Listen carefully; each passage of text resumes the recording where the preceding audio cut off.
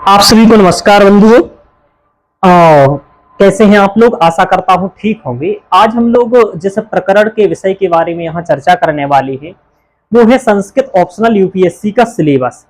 क्या होता है कि हम तैयारी आरंभ करते हैं तो तैयारी के प्रक्रम में यही सबसे बड़ी हमारी गलती होती है कि हम सिलेबस को बहुत अच्छे से नहीं समझ पाते हैं और सिलेबस को आपको याद होना चाहिए। दूसरा, इसमें और क्या करेंगे हम लोग, तो इसका प्रयोजन क्या होगा इस लेक्चर का वो भी मैं बता दूं और स्पष्ट आपको कि हम यहाँ पेपर 2 का सिलेबस ये लिखा है, पेपर 1 का सिलेबस साइड लिखा है। आप चाहे तो एक स्क्रीनशॉट भी ले सकते हैं साइड वाले का और एक स्क्रीनशॉट ले सकते हैं साइड वाले का। हम लोग जो यहाँ चर्चा ये करेंगे कि सिलेबस में क्या लगा है, कौन सी यूनिट आपको अटेम्प्ट करनी है, कौन सी यूनिट अटेम्प्ट नहीं करनी चाहिए, बचना चाहिए। दूसरा, जो भी यूनिट आपको अटेम्प्ट करनी है उस यूनिट को अटेम्प्ट करने के साथ कुछ विशेष बातों को जो आपको ध्यान रखना है हम लोग वो भी यहाँ समझेंगे। इसके साथ ही साथ हम एक एक यूनिट को लेकर के देखेंगे कि इसके कैसे क्वेश्चंस बनते हैं और जो ये सिलेबस लगा है इसमें चूंकि स्पष्टता नहीं है, सिलेबस का केवल नाम लिख रखा है, जैसे कि ईशावास्य उपनिषद, श्रीमद् भगवत गीता। अब श्रीमद् भगवत गीता में तो 700 श्लोक हैं, लेकिन 700 श्लोक पढ़ के जाना है क्या आपको? नहीं। तो ऐसे क्या विषय पढ़ करके जाएं और क्या पढ़ना है आपको जिससे कि जो प्रश्न आए वो आपके हो जाएं। यानी कि सिलेबस बहुत डिटेल्स में नहीं दिया है, केवल नाम मात्र उल्लेख किया है। जैसे दर्शनों के बारे में भी आप देखें तो यहाँ लिख दिया 4 भाग, जैन, बौद्ध, सांख्य, योग, न्याय, वैशेषिक, वेदांत और मीमांसा। अब इन प्रत्येक दर्शन के अंतर्गत क्या पढ़ना है आपको, कैसे विषयों को समाहित करना है यह पढ़ेंगे। व्याकरण कैसे कवर करना है, इस साइड ये है। भाषा विज्ञान कैसे कवर करना है आपको, संस्कृत साहित्य कैसे करना है, संस्कृति वाला पोर्शन कैसे करना है, दर्शन वाला पोर्शन कैसे करना है, इन सब की चर्चा करेंगे। इसके साथ एक और है, यूपीएससी ने अपने सिलेबस में खुद ही गलती कर रखी है और वो गलतियां ऐसी कर रखी है कि श्लोक ही गलत बता रखी हैं। जैसे कि उदाहरण स्वरूप आपके सेकंड पेपर की 8वीं यूनिट में अभिज्ञान शाकुंतलम लगा हुआ है और अभिज्ञान शाकुंतलम के चतुर्थ अंक के 15 से 30 तक श्लोक संख्या उसने उद्धृत उल्लेखित की रखी है। अब आप ये समझो कि किसी भी बुक को अब जब आप खरीदेंगे तो उसमें कहीं भी आपको 15 से 30 तक श्लोक नहीं मिलेंगे चतुर्थ अंक के, क्योंकि चतुर्थ अंक के श्लोक मिलते हैं 22, किसी में 23, किसी में 24, किसी में 25, इतना मिलते हैं बुकों में, अलग अलग बुकों में। हालांकि जो अंतिम श्लोक है वो सब में एक ही है, ध्यान रखिएगा। चतुर्थ अंक का जो अंतिम श्लोक है उसके माध्यम से हम आप ये समझ जाते हैं कि ये अंतिम श्लोक है तो इसके बाद अगला श्लोक नहीं होगा, भले वो 22वें नंबर पर हो, 23वें पर हो, 24वें पर हो। लेकिन यहाँ 15 से 30 लिख रखा यूपीएससी ने, जबकि पेपर में जो मैंने देखा है पिछले 10-15 वर्षों का जो क्वेश्चंस एनालिसिस किया है, या तो 20-25 का है, नोट्स में भी 20-25 ईयर का शामिल है, लेकिन जो 10 वर्ष के क्वेश्चंस देखते हैं तो आप पाते हैं कि 13 से लेकर के 23 तक जो आपके श्लोक लगे हैं अभिज्ञान शाकुंतलम के चतुर्थ अंक के वह आते हैं, वही आपको व्याख्या में यहाँ पढ़ना होती है। तो इस तरीके से कुछ कुछ गलतियां कर रखी हैं। ऐसे यहाँ आप साहित्य का जब देखेंगे, ये साहित्य वाला यहाँ पोर्शन, तो 30 जो साहित्य वाला पोर्शन है, सॉरी हाँ यही है सेकंड पेपर, फर्स्ट पेपर में जो ये साहित्य वाला पोर्शन है, थोड़ा सा मैं भी कंफ्यूज हो गया क्योंकि मुझे लगा कि फर्स्ट पेपर इस साइड है और सेकंड पेपर इस साइड है, लेकिन ऐसा नहीं है। फर्स्ट पेपर का सिलेबस यहाँ है और सेकंड का यहाँ है। ये बोर्ड थोड़ा सा मैंने गलत कर दिया है, इसको इस साइड करना चाहिए था, इसको इस साइड करना चाहिए था, पर कोई नहीं। तो ये जो तीसरी और चौथी यूनिट है, आप कहेंगे सर इनको अलग अलग करके क्यों नहीं लिखा है सिलेबस, क्योंकि यूपीएससी ने ही ये तीसरी और चौथी का सिलेबस एक साथ करके लिख दिया है। अब ये बहुत बड़ी कंफ्यूजन है कि तीसरी और चौथी यूनिट का सिलेबस यहाँ एक साथ लिख दिया है और क्वेश्चंस भी इस तरीके से आते हैं कि दोनों ही यूनिट के क्वेश्चन एक दूसरे में आते हैं। इस सिलेबस को भी यदि हम 2 वर्गों में वर्गीकृत कर लें कि तीसरी और चौथी यूनिट को बांट भी दें कि ऊपर वाले ये जो पोर्शन है इसको तीसरे में कर दें और ये चौथा यूनिट मान लें, तो भी कभी कभी देखा गया है, इसी बार देखा गया था 2024 में कि रामायण का क्वेश्चन चौथी यूनिट में था जबकि सिलेबस तीसरी यूनिट का होना चाहिए। इस तरीके से यहाँ भी गलती कर रखी है। तो जो भी गलतियां कर रखी है वो भी हम लोग समझेंगे क्रमिक रूप से। अभी तो ये बता रहा हूं। अब ये भी मैं आपको समझाऊंगा संस्कृत में कौन सी यूनिटें करना है अटेम्प्ट और उनमें क्या ध्यान रखना है विशेषतया। दूसरा ये कि संस्कृत की यूनिट सबको अनिवार्य तौर पर अटेम्प्ट करनी है तो कंपटीशन बढ़ जाता है और उसी में आपको बेहतर करने की आवश्यकता होती है। तो कैसे आप बेहतर करेंगे ये भी मैं समझाऊंगा। समझ में आया। इस तरीके से और भी जो क्वेश्चंस की प्रकृति स्वरूप आदि है, जितना भी मैं क्वेश्चंस सिलेबस का डिटेल्स कर सकता हूं वो करूंगा। और चूंकि मैंने कई विद्यार्थियों को पढ़ाया, कई ने बेहतर अंक भी प्राप्त किए, तो उन्हीं सभी आधारों पर जो मेरा पिछले 5 वर्ष से यूपीएससी में काम करने का और पढ़ाने का अनुभव है, और मैंने विशेषतया इसमें जो 18 माह की मेहनत करके नोट्स हेनरी टन लिखा है, उसके बाद जो 5 साल हमने पढ़ाया है उससे जो अनुभव हुआ है, उन्हीं सभी चीजों को लेकर के मैं करूंगा। मतलब मैं आपको कहूं कि अभी फिलहाल यूपीएससी को लेकर के कोई नया ऐसा व्यक्ति जो काम कर रहा हो, कि पिछले 5-6 साल से काम कर रहा हो और नया व्यक्ति कोई हो और जो यूपीएससी को भी पढ़ रहा हो साथ में, ऐसे मुझे नहीं लगता बहुत मेरे अलावा कोई अभी फिलहाल दिखता है मुझे। तो आपको मैं कहूंगा कि यदि आपको तैयारी करना है तो थोड़ी सी मेरी बात माननी होगी। कारण ये है कि इसमें आपको कुछ ऐसा व्यक्ति चाहिए जो यूपीएससी को भी पढ़ता हो, जीएस भी समझता हो और संस्कृत भी समझता हो। क्योंकि मैं काफी समय से ये पढ़ रहा हूँ इसलिए थोड़ा सा कह रहा हूँ। आप लोगों को लगेगा खुद को अहंकार है, अहंकार नहीं, बस एक समझा रहा हूँ कि थोड़ा सा कोई आपको नहीं मिलेगा ऐसा, तो थोड़ा विश्वास करना पड़ेगा। बाकी आप और भी देख सकते हैं, आपकी मर्जी है। चलिए आरंभ करते हैं हम लोग और आपको समझाने का प्रयास करता हूँ सिलेबस कैसे आप लोग कवर करेंगे, एक एक चीज को हम समझते हैं। यदि यहाँ स्पष्टतया आपको नहीं दिखता है सिलेबस, तो आप पीडीएफ सिलेबस की यूपीएससी के सिलेबस से भी निकाल सकते हैं। और यदि कहीं दुनिया में आपको ना मिले सिलेबस की पीडीएफ यूपीएससी के, तो मुझसे मांग सकते हैं। वैसे कई जगह पर उपलब्ध है यूपीएससी का सिलेबस, तो आपको मिल जाएगा, और नहीं मिले तो मुझसे आप पीडीएफ मांग सकते हैं। मेरा नंबर आपको मिल ही जाएगा। आप मेरे यूट्यूब पर देखेंगे वहां मिल जाएगा, टेलीग्राम पर देखेंगे वहां मिल जाएगा। मेरा ऐप है जो जीएन शास्त्री के नाम से प्ले स्टोर पर, वहां से भी आपको मिल जाएगा, मेरी साइट पर भी आपको मिल जाएगा। अब देखते हैं। फर्स्ट तो ये कि पेपर 1 में और पेपर 2 में, यानी कि यहाँ आपका जो ऑप्शनल का पेपर होता है ये 500 अंक का होता है। ये बात आपको शायद मालूम होगी, और नहीं है तो मैं यहाँ थोड़ा सा बताते भी जा रहा हूँ। आपका ऑप्शनल का जो पेपर है वो 500 अंक का होता है संस्कृत का यूपीएससी में, ध्यान रखिएगा। यानी कि 1250 अंक का आपका चारों जीएस और निबंध होता है, यानी कि 5 पेपर 250 अंक के होते हैं, तो 1250 अंक का जीएस होता है। 500 नंबर का आपका वैकल्पिक होता है, तो संस्कृत वालों के लिए संस्कृत वैकल्पिक 500 का होगा। टोटल मिलाकर के ये दोनों को यदि आप देखें तो 1750 अंक हो जाते हैं। इसके अलावा मेंस में हिंदी और इंग्लिश का भी क्वालिफाई पेपर होता है, हिंदी का भी और इंग्लिश का, अंग्रेजी का भी। यानी कि देखो इंग्लिश का तो कंपलसरी होता है, हिंदी कुछ लोग लेते हैं, कुछ लोग बंगाली लेते हैं, कुछ लोग संस्कृत भी ले सकते हैं। तो ये लेकिन इनके नंबर जुड़ते नहीं है मेंस में, इसलिए मैंने यहाँ नहीं बताया। यानी कि टोटल 1250 का आपका जीएस और निबंध होता है, 500 अंक का आपका ऑप्शनल का होता है।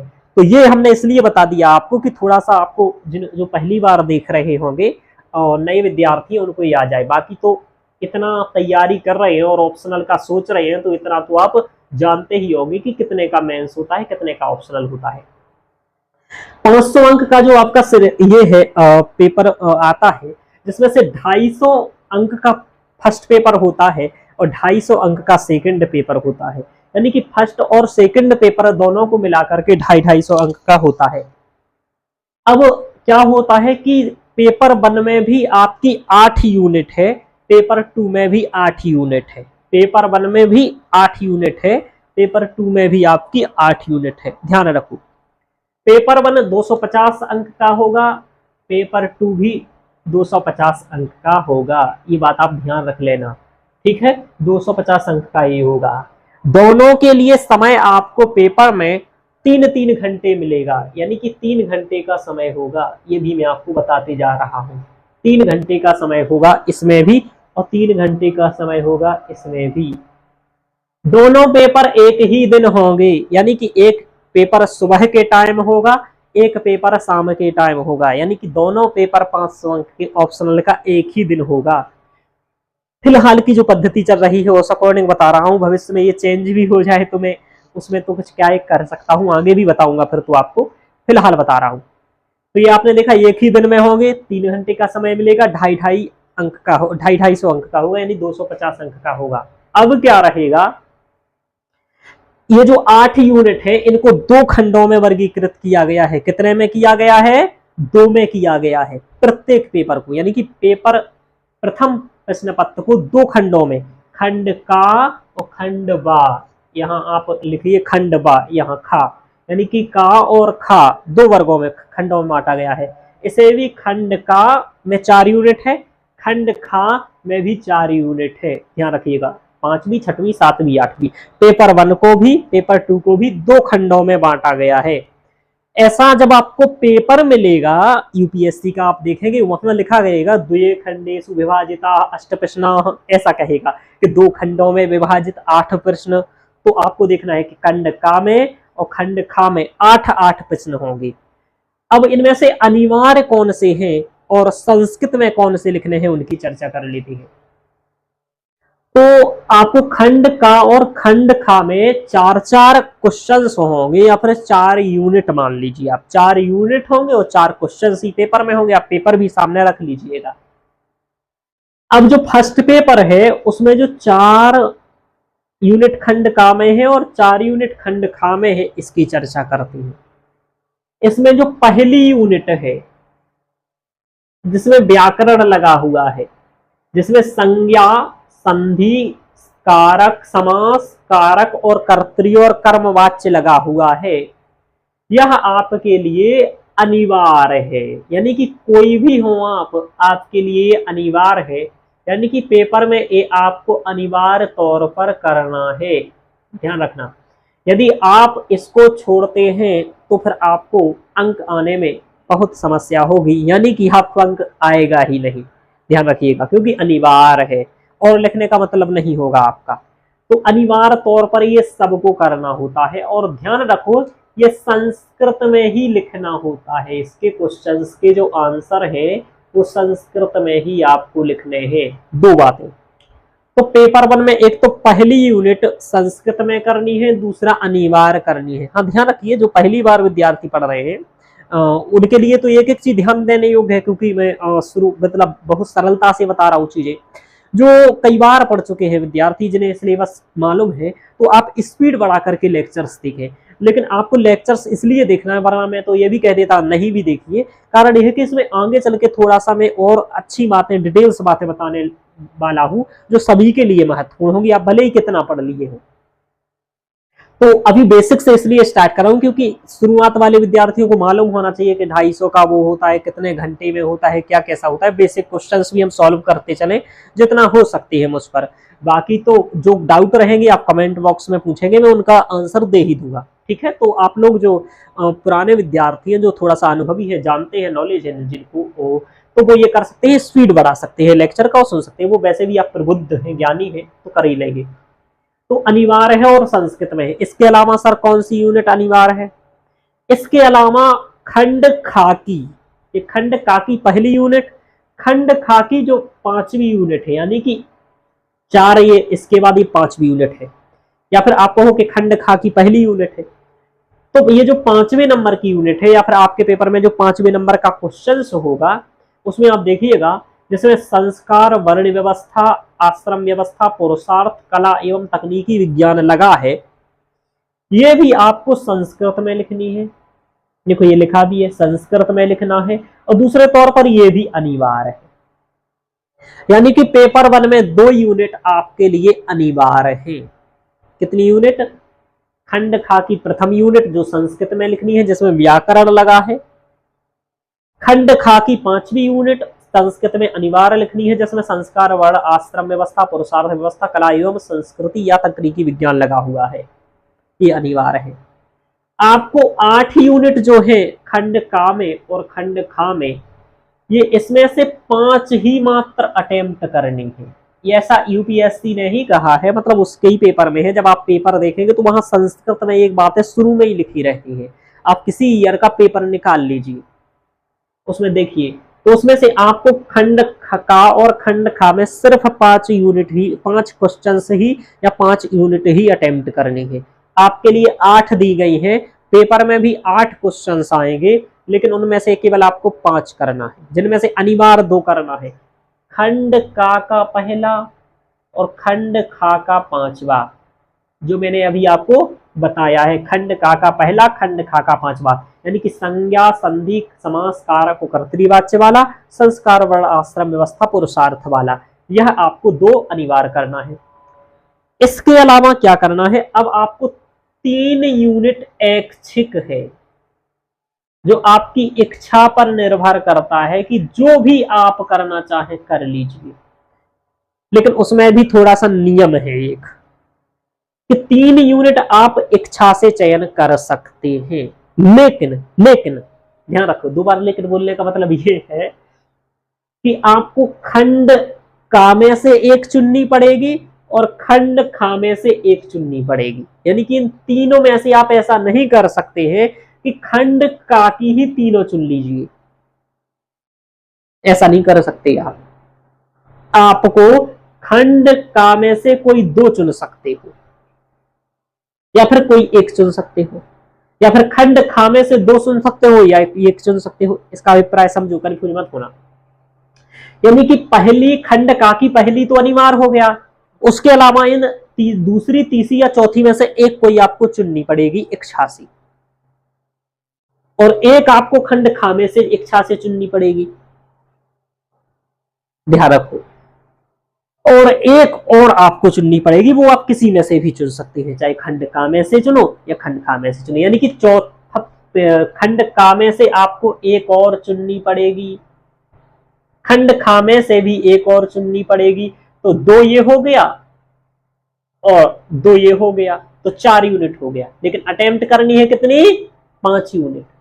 तो 1 और किससे चुने, किसी से भी चुन लीजिए आप, चाहे खंड का से चुन लीजिए, चाहे खंड का से चुन लीजिए। फॉर एग्जाम्पल कि आपने यूनिट 1 चुन ली खंड का की, खंड खा में से आप यूनिट 5 को चयन कर लिया। अब आपको 1 खंड का की चुननी है, 1 खंड खा की, तो अपने खंड का की 1 भाषा विज्ञान वाली यूनिट चयन कर ली, ठीक है, यानी कि अपने 1 के साथ दूसरी इच्छा से चयन कर ली। और खंड खा में भी आपने 5वीं के साथ 6वीं मान लीजिए चयन कर ली, ठीक है। तो 1, 2, 5 और 6, यानी कि पहले नंबर का क्वेश्चन आपको, दूसरे नंबर का क्वेश्चन, 5वें नंबर का क्वेश्चन और 6वें नंबर का क्वेश्चन आपको करना होगा। लेकिन ये तो 4 ही हुए हैं, आपको 1 और क्वेश्चन करना है, तो ये कोई भी चयन कर सकते हैं, चाहे आप तीसरा चौथा में से कर लीजिए, या फिर यहाँ 7वीं और 8वीं में से कर लीजिए, ये 7वां यूनिट से कर लीजिए, या फिर 8वीं यूनिट से कर लीजिए, तो कहीं से भी आप कर सकते हैं ये काम, ध्यान रखना, ठीक है। तो मान लीजिए कि आपने 7वीं यूनिट चयन कर ली, तो हो गया आपका 5 यूनिट, बस इतना ही करना है।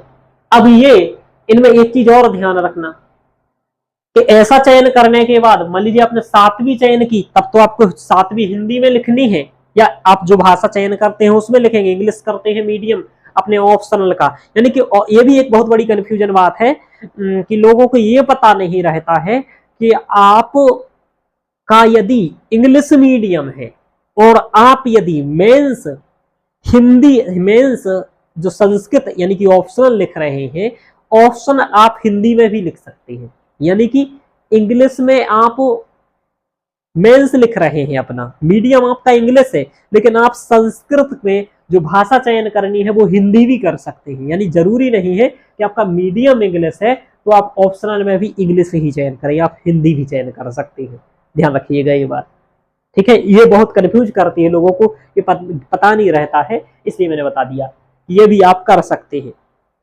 और ऐसा नहीं है कि मैं आपको ये कंफ्यूज हो, मेरे स्टूडेंट ऐसा कई बार मेंस लिखे हैं, है ना, इंग्लिश मीडियम है और हिंदी से मेंस लिखे हैं, ध्यान रखो।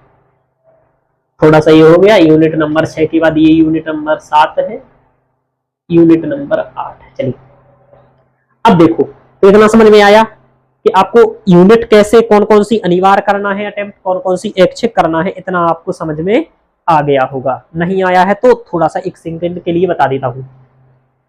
खंड का में से एक अनिवार्य चयन करनी है, एक ऐच्छिक चयन करनी है, ध्यान रखना। तो अपने फर्स्ट मान लीजिए अनिवार्य चयन कर ली, सेकंड ऐच्छिक चयन कर ली। खंड खा में पांचवी आपको अनिवार्य संस्कृत में करनी है और एक ऐच्छिक करनी है, तो आपने छठवीं ऐच्छिक रूप से तैयार कर ली।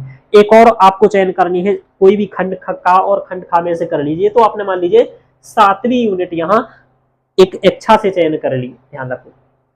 अब हम लोग इतना तो ये हुआ कि कैसे अटेम्प्ट करना है, कैसा क्या करना है। अभी तक सिलेबस तो समझा ही नहीं सर, सिलेबस समझा दीजिए। सिलेबस भी समझाऊंगा, पानी पी लूं थोड़ा सा।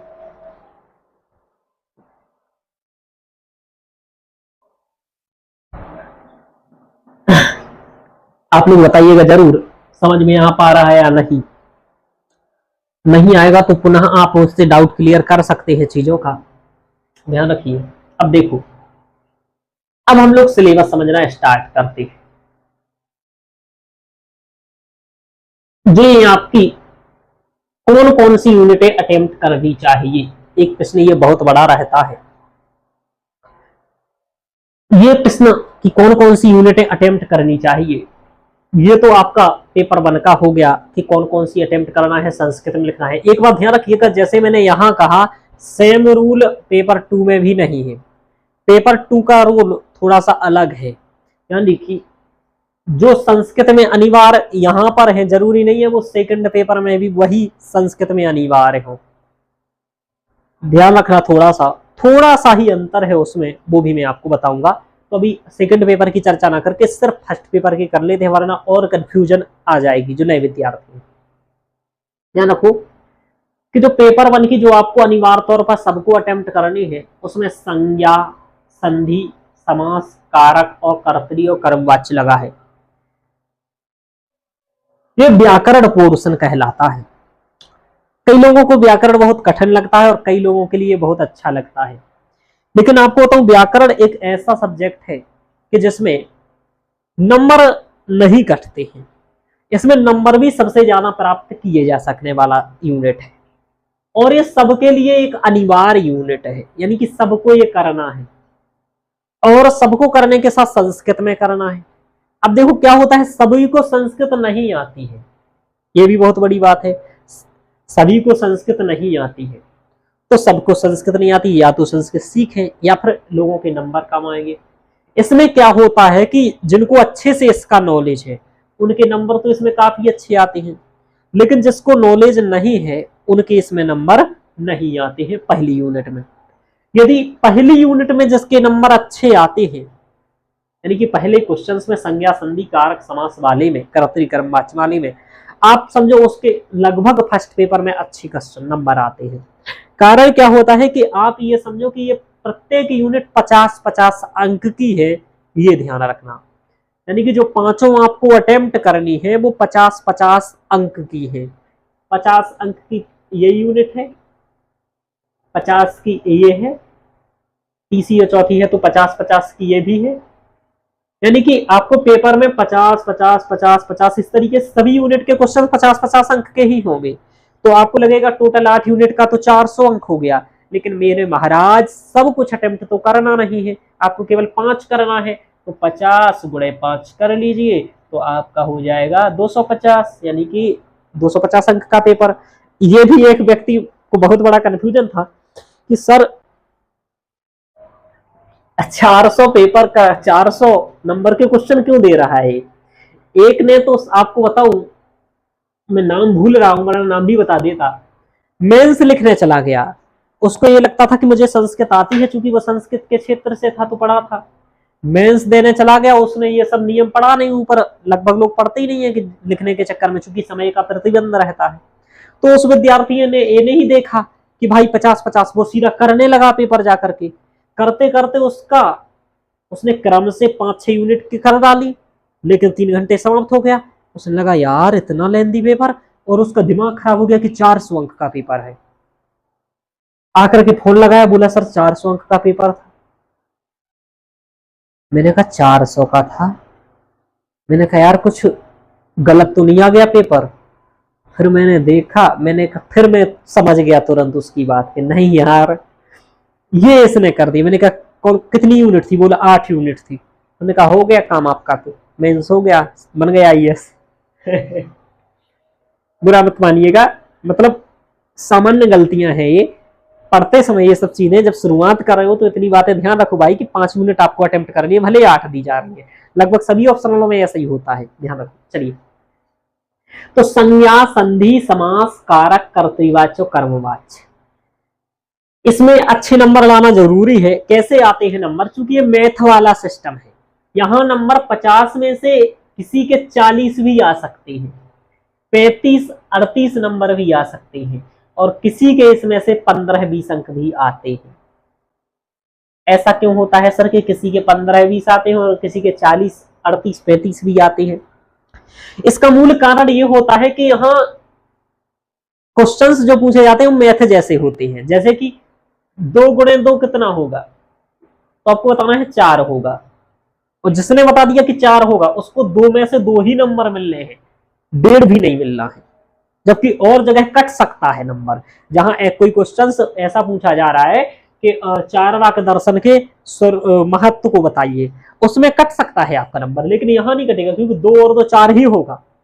तो ऐसा मैथ जैसा प्रक्रिया रहती है, यानी कि टू द पॉइंट। उसने कहा इस चीज में संधि क्या है, ठीक है, जैसे उसने कहा विद्यालय में संधि क्या है, यदि आपने कह दिया दीर्घ संधि है तो बस हो गया काम आपका। हालांकि ऐसे क्वेश्चंस नहीं पूछे जाते इतने आसान, लेकिन ऐसा पूछा जाता है कि यड़ प्रत्याहार में कौन कौन से वर्ण आते हैं, तो उसको लिखने की थोड़ी पद्धति थोड़ी सी अलग होती है।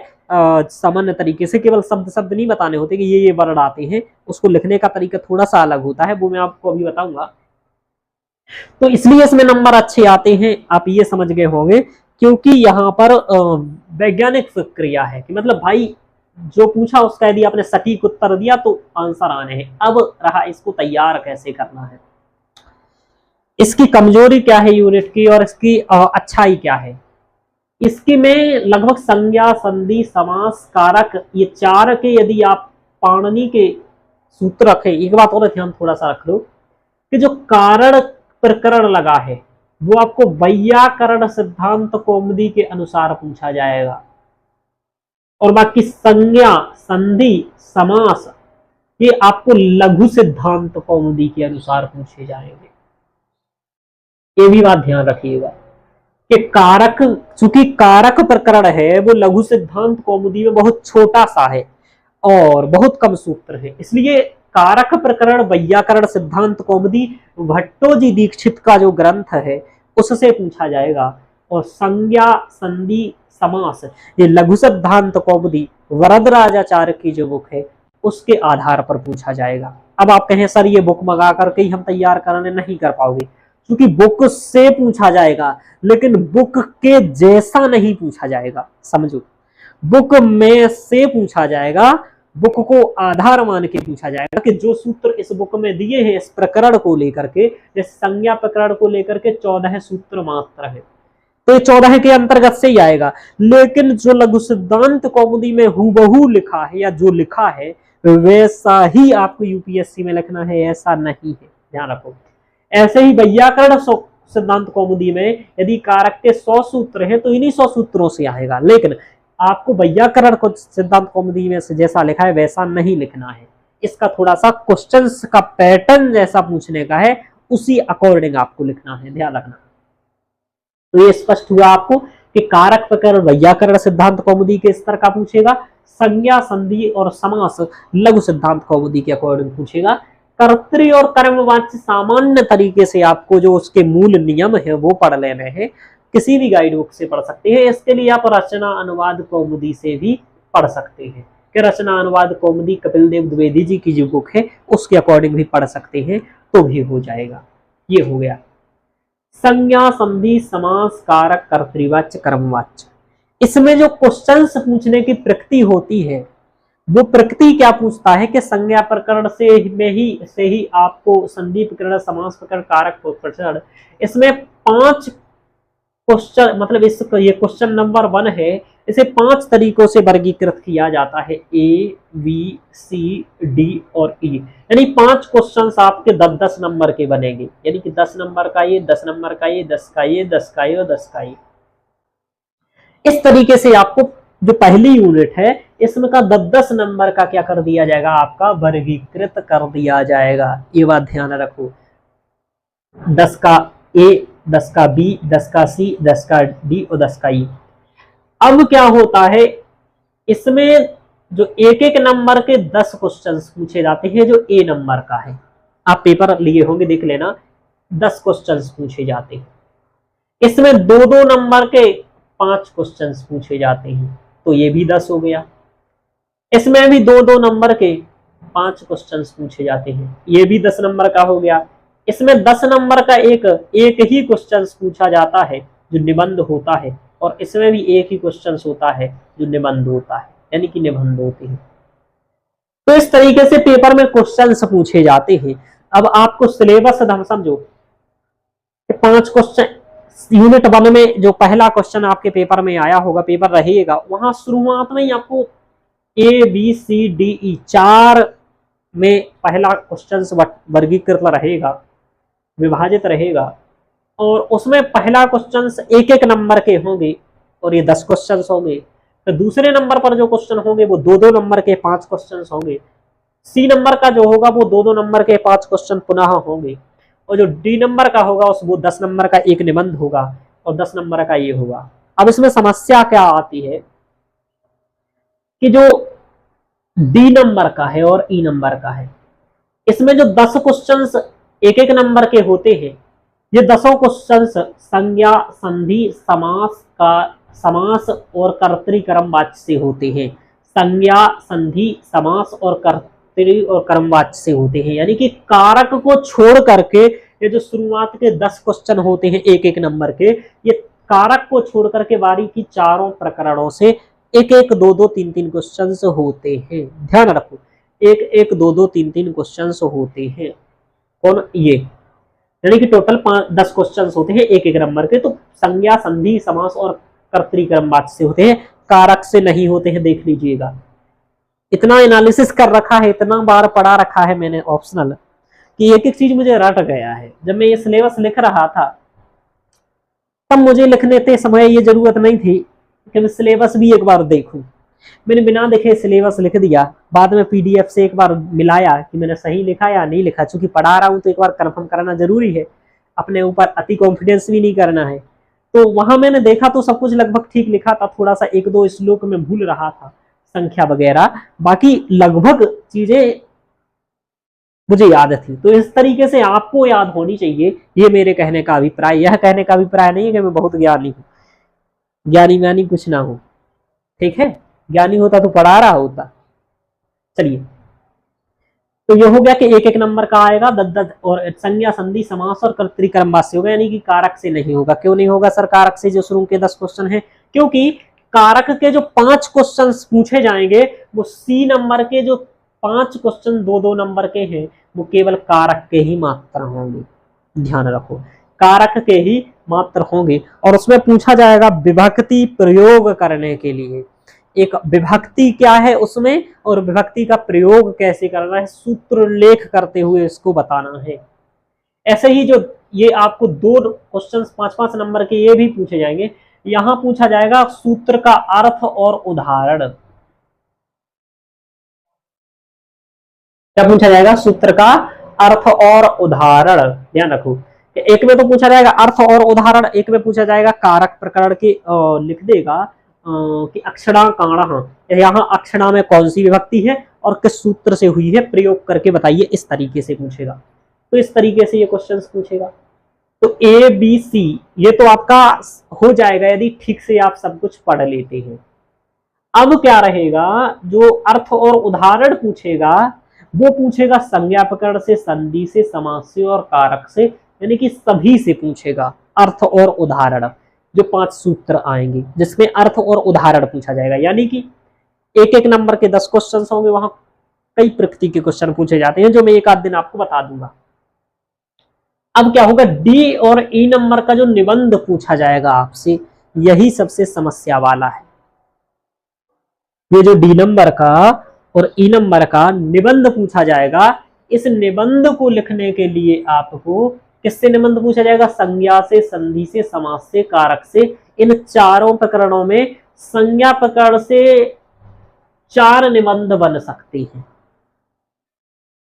संधि प्रकरण से 3 निबंध बन सकते हैं, समास प्रकरण से 5 से 7 निबंध बन सकते हैं, कारक प्रकरण से 5 निबंध मिल सकते हैं।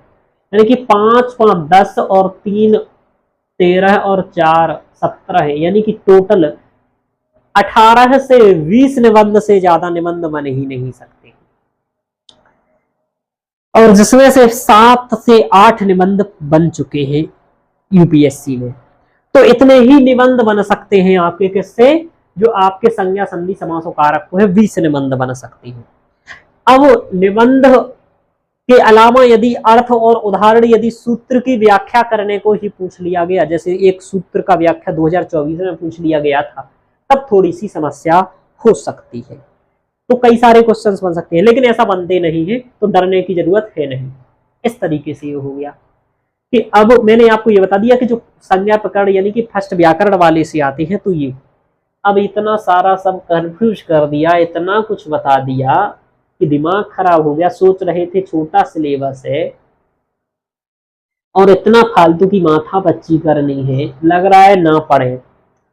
छोटा ही सिलेबस है, आपको बताऊं, बस इसको ठीक से पढ़ने की जरूरत है ना।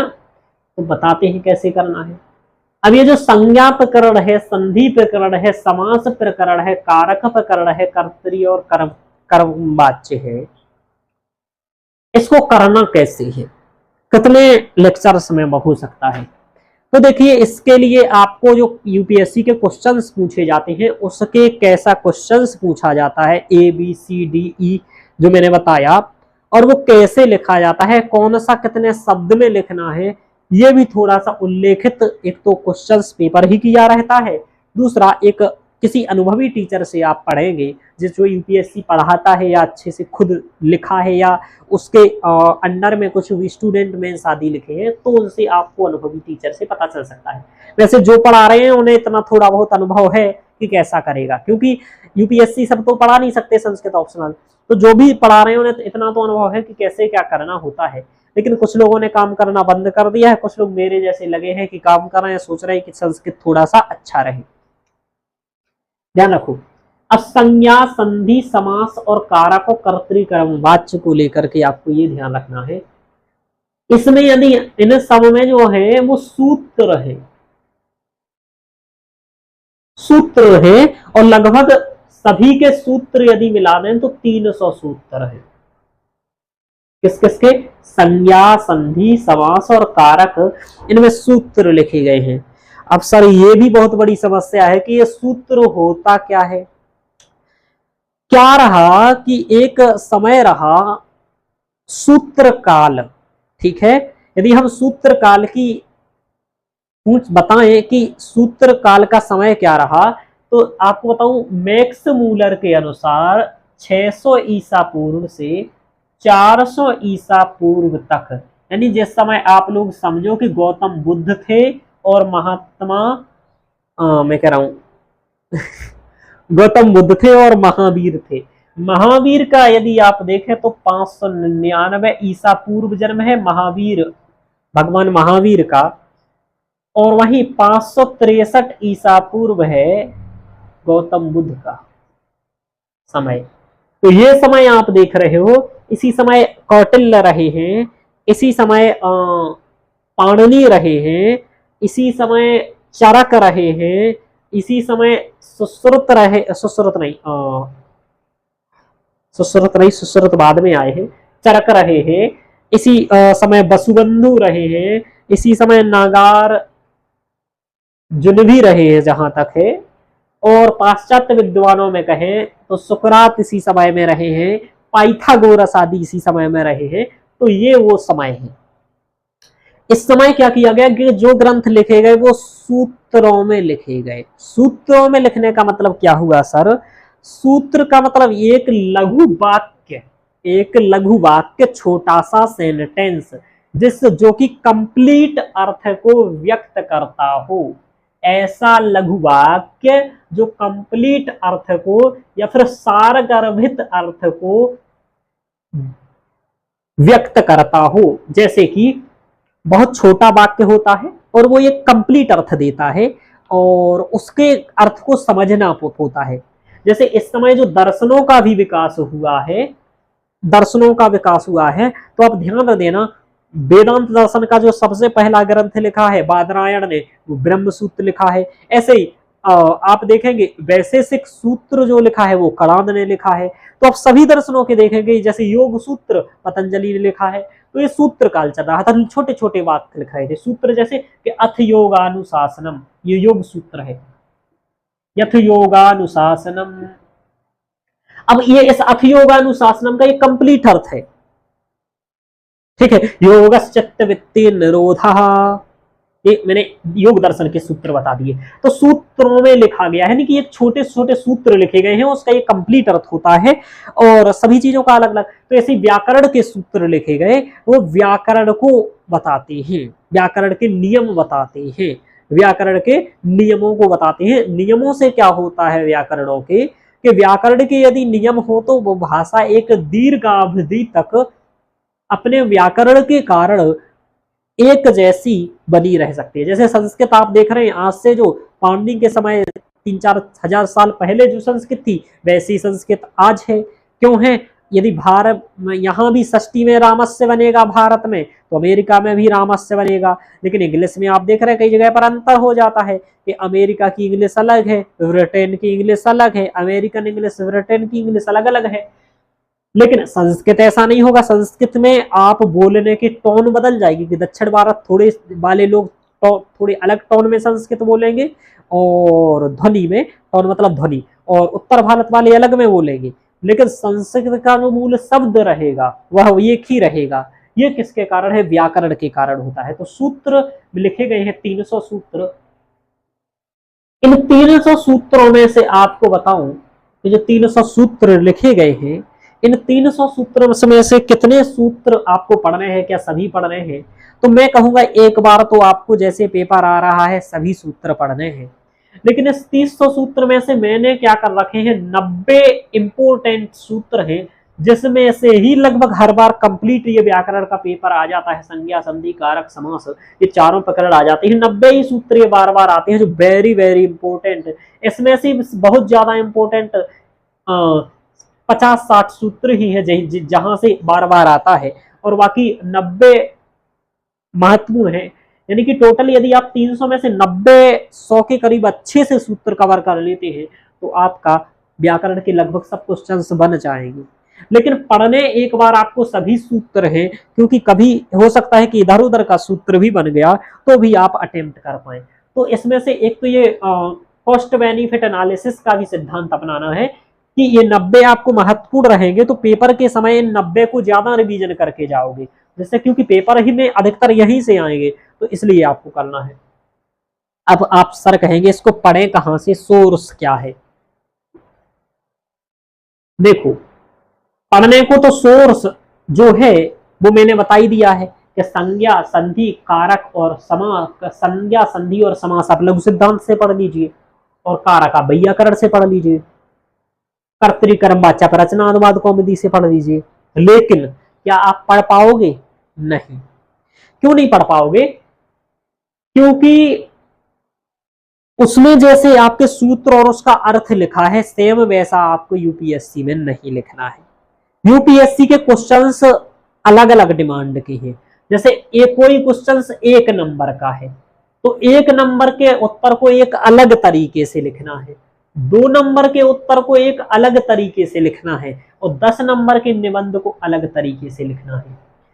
आप संज्ञा, संधि, समास और कारक पढ़ लेना, और आप देखना कि जो क्वेश्चंस डी और ई नंबर में निबंध है, आपको किसी भी लघु सिद्धांत में निबंध नहीं मिलेगा व्याकरण पर कि संधि का इंपॉर्टेंस क्या है, किसी भी व्याकरण में नहीं मिलेगा, किसी भी ग्रंथ में नहीं मिलेगा। आप देख लीजिए, कोई भी गाइड बुक खरीद लीजिए, संधि का आपको महत्व मिल जाए लिखा हुआ, आपको कारक का इंपॉर्टेंस लिखा हुआ मिल जाए, नहीं मिलेगा। जबकि ये क्या पूछेगा कि कारक का क्या इंपॉर्टेंस है, पूछा गया है संधि का क्या महत्व है, संधि प्रक्रिया मास्त्रित निबंधो लेख्या एवं तस्य महत्वम अभिवर्ण्यताम, ऐसे क्वेश्चन पूछे जाएंगे।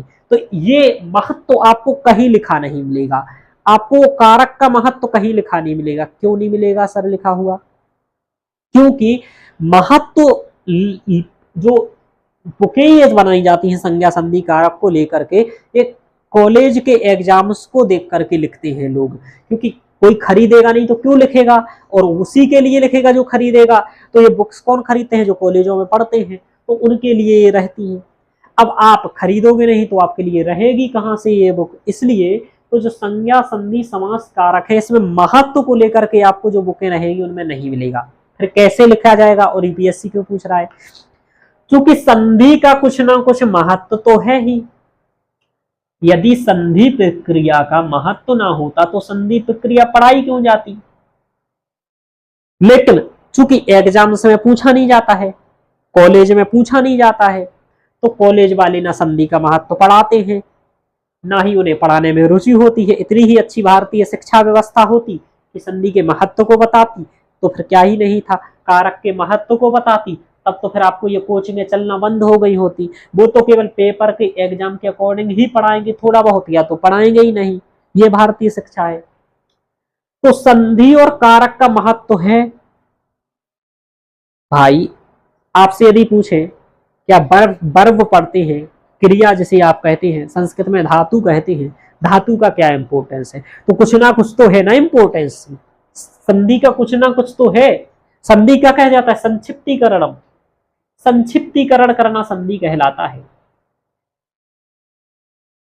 कि हम संधि से क्या करते हैं? संक्षिप्त करते हैं। वैसे संक्षिप्त करने के लिए समास होता है मूलतः, समसनम समासः, समास संक्षिप्त करता है। संधि मूल क्या करता है कि वाक्यों में कैसे ध्वनि परिवर्तन हो रहा है, उस ध्वनि परिवर्तन को बताता है। जैसे जगतीश जगत ईश, तो कैसे प्रक्रिया में बोलते समय ता को दा हो जा रहा है, कैसे तवर्ण की ध्वनि दवर्ण में परिवर्तित हो रही है, ये संधि करती है। ठीक है, तो ध्वनि परिवर्तन का विशेष संधि में है कि जगतीश जगतीश जगतीश जगतीश जगतीश, धीरे धीरे जगतीश बोलोगे। जैसे बोलोगे यदि अपि यदि अपि यदि अपि यदि अपि यदि अपि यदि अपि, धीरे धीरे यद्यपि निकलेगा, यानी कि इकार का ई का या स्वतः होगा, स्वाभाविकतया होगा। इस ई को या करने के लिए हम कृत्रिम तरीके से नहीं कर रहे हैं, ये स्वाभाविकतया हो रहा है, और इसलिए व्याकरण में इसका हम नियम बना रहे हैं। हम ऐसा खुद मर्जी से नहीं कर रहे हैं कि ई को या कर दें। पाणिनि जी खुद ई को या वर्ण नहीं करते हैं कि यदि अपि में ई को या कर दें, वो हो रहा है, इसलिए उस पर चिंतन किया उन्होंने, तब ई को या कर रहे हैं। यानी कि ध्वनि परिवर्तन का एक दृष्टि से संधि का सर्वप्रथम या फिर सर्व प्रमुख महत्व है। इसके अलावा भी महत्व है। तो इस तरीके से आपको जो इसमें ऐसे ही पढ़ना है कि किस कैसे महत्व है, उदाहरण देकर के आपको समझाना पड़ेंगे। ये तो मैंने ये एक पॉइंट आपको बताया, ऐसे कई पॉइंट यहाँ पर होंगे, ध्यान रखिएगा। ऐसे ही का समास का होगा कि समास में क्या हो करेंगे, और भी संधि का महत्व है कि जब कोई बड़ा शब्द दोनों संयोग करके शब्द लिख दिए गए हैं तो उसको आप नहीं पढ़ पा रहे हो तो पढ़ने के लिए भी तोड़ सकते हो। जैसे लिखा है बाक छूरा, बाक सूरा, तो बाक छूरा, इस तरीके से आप पढ़ेंगे तोड़ करके अर्थ निकालने में, यानी कि अर्थ अभिज्ञान से अभिज्ञानार्थम, अर्थ अभिज्ञानार्थ,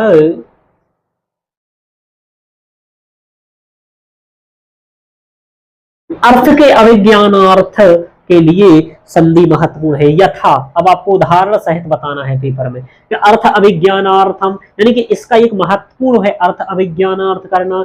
ध्वनि विज्ञान से विज्ञाने महत्वपूर्ण संधि का योगदान है, यानी कि ध्वनि विज्ञाने महत्वपूर्ण योगदान है। उदाहरण सहित इन चीजों को आपको बताना होता है और ऐसा किन्हीं किताबों में नहीं मिलता है।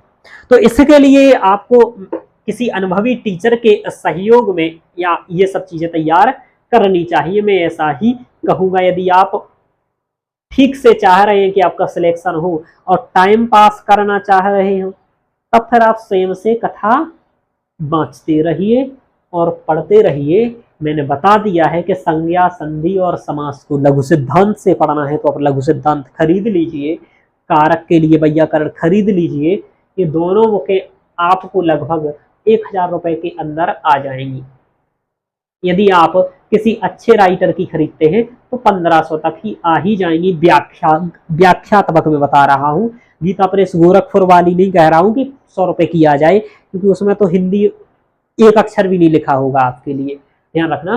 तो 1000 रुपए तक आप ये बुकें आ सकती हैं, मंगा सकते हैं। एक रचना अनुवाद कौमुदी भी प्लस इसी में कर लीजिएगा, वो भी आप इतने में ही आ जाएगी, इसी के अंतर्गत वो भी आ जाएगी। ज्यादा की नहीं आती है, 150 रुपए तक की आती है, 150 रुपए की, इस तरीके से। यानी कि यदि आप सभी की खुद ही बुकें मंगाएंगे तो भी आप 15,000 की बुकें मंगाना पड़ेंगी आपको, और उतने का इससे अच्छा है आप बैच खरीद लीजिए मेरा ठीक है, मेरा खरीद लीजिए, या फिर मैं ये कभी नहीं कहूंगा मेरा खरीदिए, किसी का भी खरीद लीजिए अच्छे टीचर का, जिससे कि आपको सहायता हो जाए और आपको ज्यादा परेशान ना होना पड़े। तो क्या समझे कि मूल बुकें खरीदने से क्यों नहीं हो पाएगा? क्योंकि क्वेश्चंस की प्रकृति आपको समझनी पड़ेगी, क्वेश्चंस के अकॉर्डिंग आप ये चीजें तैयार करनी होगी। इसलिए अब मैंने क्या किया है, संज्ञा प्रकरण के मेरे यहाँ 3 लेक्चर पढ़ाए हैं।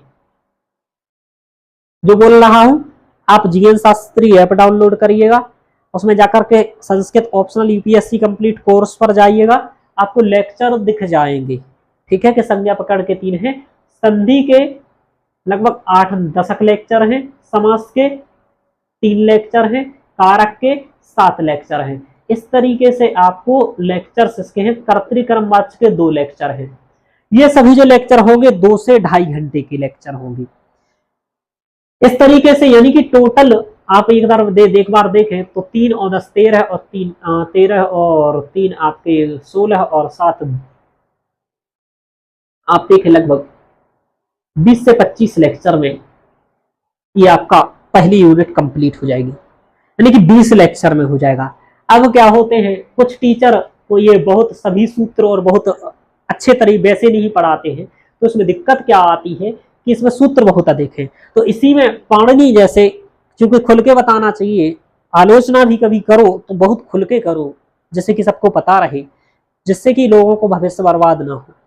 मेरे कई विद्यार्थियों का भविष्य से में बर्बाद हुआ है, ऐसी कोचिंगों से पढ़े हैं जिसके कारण नंबर ठीक नहीं आ पाए हैं, या फिर बहुत कम नंबर आ पाए हैं, तो उनके अटेम्प्ट बर्बाद हुए और जिंदगी बर्बाद हुई है।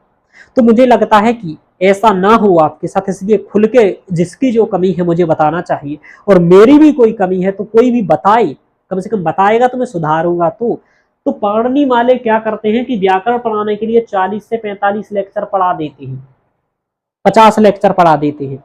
अब 50 लेक्चर अब केवल व्याकरण ही उन्हें अच्छे से आता है तो व्याकरण पढ़ा देते हैं और फिर बाकी छोड़ना पड़ता है। तो हमारा एक स्टूडेंट यही कह रहा था कि सर व्याकरण तो बहुत अच्छा पढ़ा देते हैं लेकिन सेकंड पेपर उड़ा देते हैं। तो ये भी ध्यान रखो कि सेकंड उड़ाना नहीं है, कम से कम फर्स्ट में भी यदि आप 50-60 पढ़ा रहे हो तो सब ठीक से पढ़ा दो, बहुत अच्छे से। आप 200-300 लेक्चर बना दो भाई, जिसको करना होगा वो कर लेगा। इसलिए ये भी बहुत जरूरी है कि उतना ही सीमित ठीक से करना है कि जिससे हो जाए कवर। ठीक है, ध्यान रखना ये बात। तो ध्यान रखना, यदि आपको व्याकरण विशेषज्ञ बनना है तो पाणिनि की कोचिंग ज्वाइन कर लीजिएगा, तो आप व्याकरण विशेषज्ञ बन जाएंगे। मजाक कर रहा हूं। चलिए अब देखो, संज्ञा हो गया, संधि हो गया, कारक समास हो गया। मैंने इसमें ये बताया कैसे क्वेश्चन बनते हैं। ये यूनिट में नंबर इसलिए अच्छे आते हैं कि जो पूछा जाता है वही आता है, यदि एक बार ठीक से कर लिए। अब आप इसमें एक चीज और करना, तैयार करने के बाद आपको टेस्ट सीरीज करनी है। ध्यान रखना, टेस्ट लिखना है क्योंकि ये जो व्याकरण का पोर्शन है, जो मेरे विद्यार्थी मेंस दे करके आए हैं, उनकी ये सबसे बड़ी कमी रही है कि जो व्याकरण पोर्शन है इसमें चूंकि रिवीजन बहुत अच्छा नहीं रहेगा, तो और दूसरा आपको याद नहीं होगा, तो इसमें समय लगेगा, और समय लगेगा तो आप जो ये 40 मिनट में ये यूनिट कवर करनी होती है मेरे अकॉर्डिंग, तो आप इस 40 की जगह आप इसमें 1 घंटे प्लस लगाएंगे। और कई विद्यार्थी यहीं पर केवल एक यूनिट के क्वेश्चंस करने में 1 घंटे प्लस लगा देते हैं, 1 घंटा लगा देते हैं, और इस कारण फिर आपका आगे का पेपर छूटेगा, और छूटेगा यानी कि कई विद्यार्थी जितने मेंस लिखते हैं संस्कृत ऑप्शनल से, इसमें से 80% संस्कृत के विद्यार्थी पेपर छोड़ करके आते हैं। क्यों आते हैं?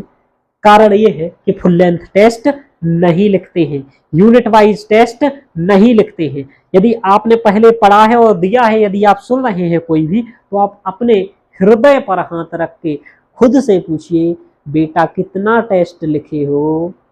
तो खुद आपका मन कह देगा नहीं लिखे हैं। तो ये ध्यान रखना है कि जो संज्ञा संधि समास कारक है, इसको टाइम से यूनिट वाइज टेस्ट लिखना है। अब देखो एक चीज और, मैं क्या करता हूं कि जो शुरू के 10 क्वेश्चंस बनते हैं एक एक नंबर के, वो कैसे लिखने हैं, उनके आंसर कैसे लिखने हैं, मैं ये टेस्ट तो कराता ही हूं, उसके मॉडल आंसर खुद मैंने लिख करके दिए हैं।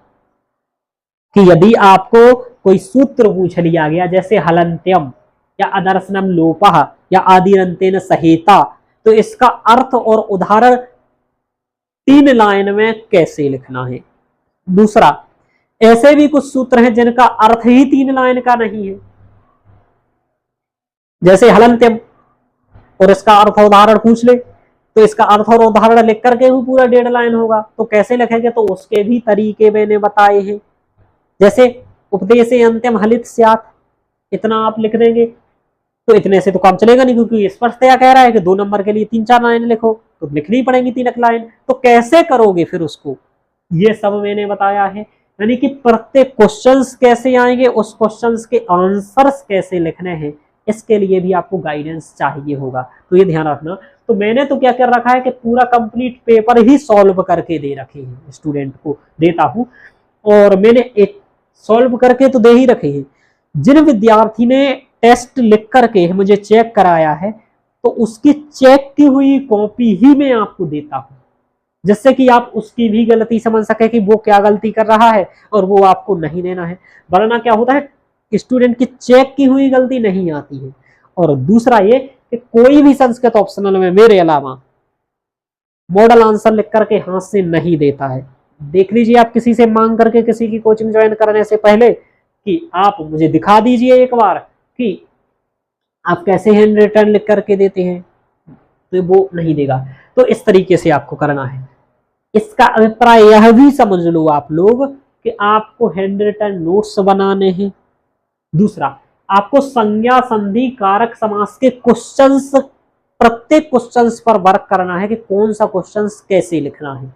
ये इसलिए बता रहा हूं कि मैंने ऐसा किया, इसका मतलब आपको भी ऐसा करना है। क्यों? क्योंकि आप भी तैयारी कर रहे हैं। तो मैंने ऐसा किया तो आपको भी ऐसा करना है, क्योंकि एक एक क्वेश्चंस पर विचार करना है। इस तरीके से मैंने आपको संज्ञा संधि समास और कारक को लेकर के सब कुछ बता दिया, क्वेश्चंस कैसे आएंगे। इसके बाद क्वेश्चंस के बाद आपको उस क्वेश्चंस को लिखने कैसे हैं, लेक्चर्स कैसे आएंगे, टेस्ट सीरीज वो करना है, वो भी समय से करना है। तो ये भी ध्यान रखना है। थोड़ा सा लेक्चर लंबा हो रहा है, लेकिन देखो चूंकि जिनको यूपीएससी करना है, हलवा तो है नहीं कि 2 मिनट में हो जाएगा लेक्चर। फिर तो आप कोई छोटे मोटे एग्जाम की तैयारी कर लीजिए। यूपीएससी कर रहे हो, राजा बनोगे, तो राजा के लिए तो मेहनत करनी पड़ेगी, ध्यान रखना। तो इस तरीके से आप, तो मैंने ये पहली यूनिट बता दिया, संज्ञा संधि कारक समास क्वेश्चंस कैसे आते हैं, तैयार करना देखो भाई बहुत अच्छा है, बहुत सरल थे। बस आपको क्या करना है, मेरे 20 लेक्चर देखना है इसके लिए, 20-22 जो भी लेक्चर है संज्ञा संधि कारक समास के लिए, उन लेक्चर को आपको 3 बार देखना है। यदि एक बार में समझ आता है तो बहुत अच्छा। पहले संस्कृत जिन्होंने पढ़ी होगी, शास्त्री आचार किया होगा या एमए संस्कृत से किया होगा, उन्हें एक बार में समझ में सब कुछ आ जाएगा। जिन्होंने नहीं किया है उन्हें 2 बार में समझ में आ जाएगा। जिन्हें 2 बार में भी नहीं आया 3 बार लेक्चर देख लीजिए, सब समझ में आ जाएगा। वैसे आपको बताऊं, इतना सरल तरीके से समझाता हूं एक एक चीज को कि आपको एक बार में ही समझ में सब कुछ आ जाएगा। दूसरा, मैंने जैसे क्वेश्चंस बनेंगे और उनका आंसर जैसे लिखना है वैसे ही मैंने नोट्स लिखा है, क्योंकि मैंने नोट्स जो बनाया है वो यूपीएससी संस्कृत ऑप्शनल के ही अकॉर्डिंग बनाया है। ऐसा नहीं कि मैंने टीजीटी पीजीटी या नेट के अकॉर्डिंग बना दिया हो संस्कृत का नोट, क्योंकि जब मैं संस्कृत ऑप्शनल पढ़ाना स्टार्ट किया और अभी तक मैंने केवल यूपीएससी संस्कृत ऑप्शनल ही पढ़ाया। अब जरूर असिस्टेंट प्रोफेसर आदि पढ़ाने लगा, यूजीसी नेट जेआरएफ पढ़ाने लगा संस्कृत का, लेकिन पहले नहीं पढ़ाया मैंने।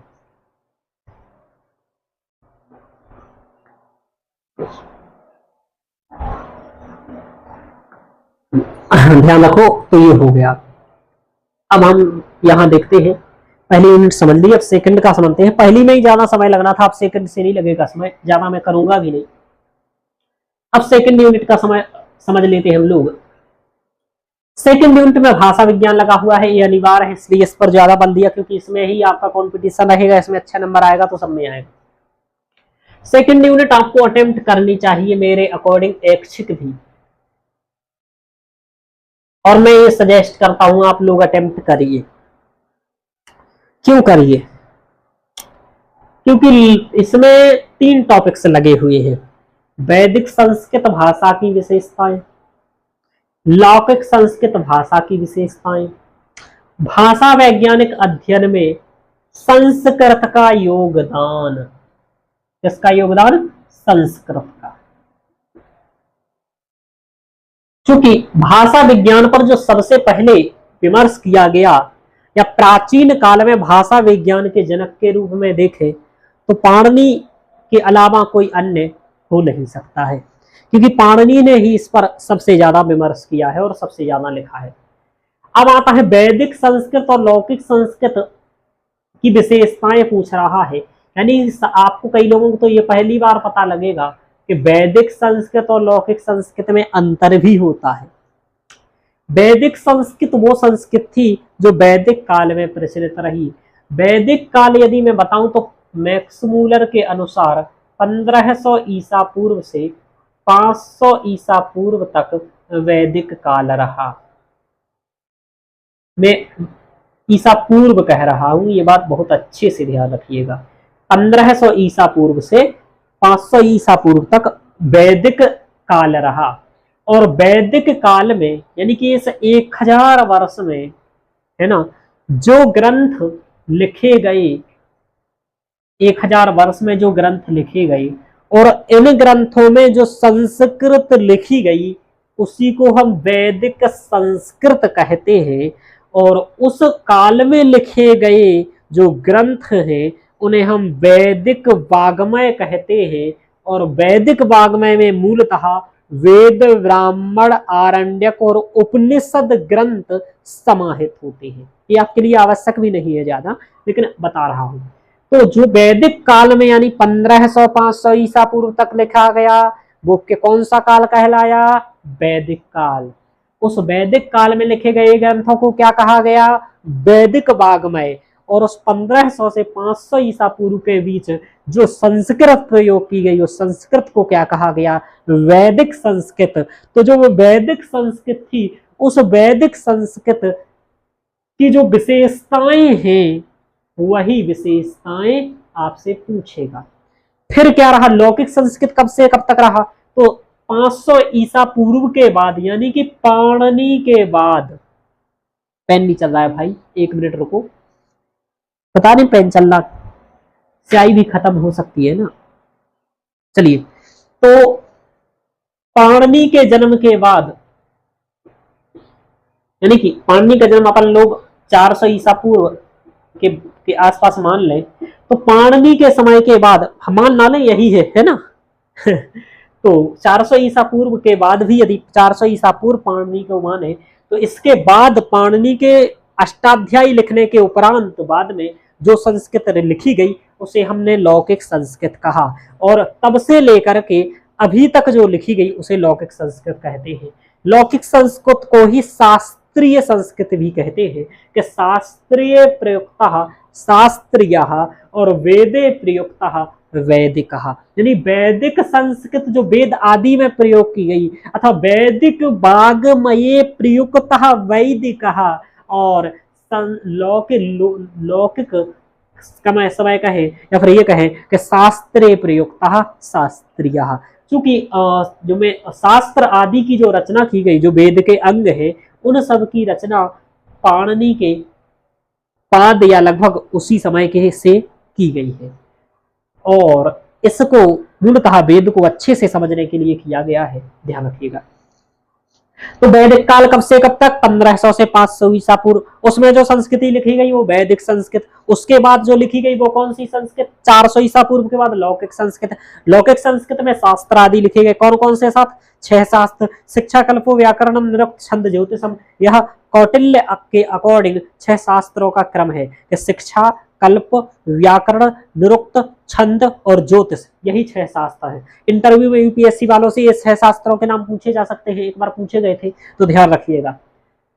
तो लौकिक संस्कृत जो 400 ईसा पूर्व के बाद प्रयोग किए, इसमें और उसमें कुछ अंतर है और विशेषता क्या होती है? जो शेष में ना हो वही विशेष है।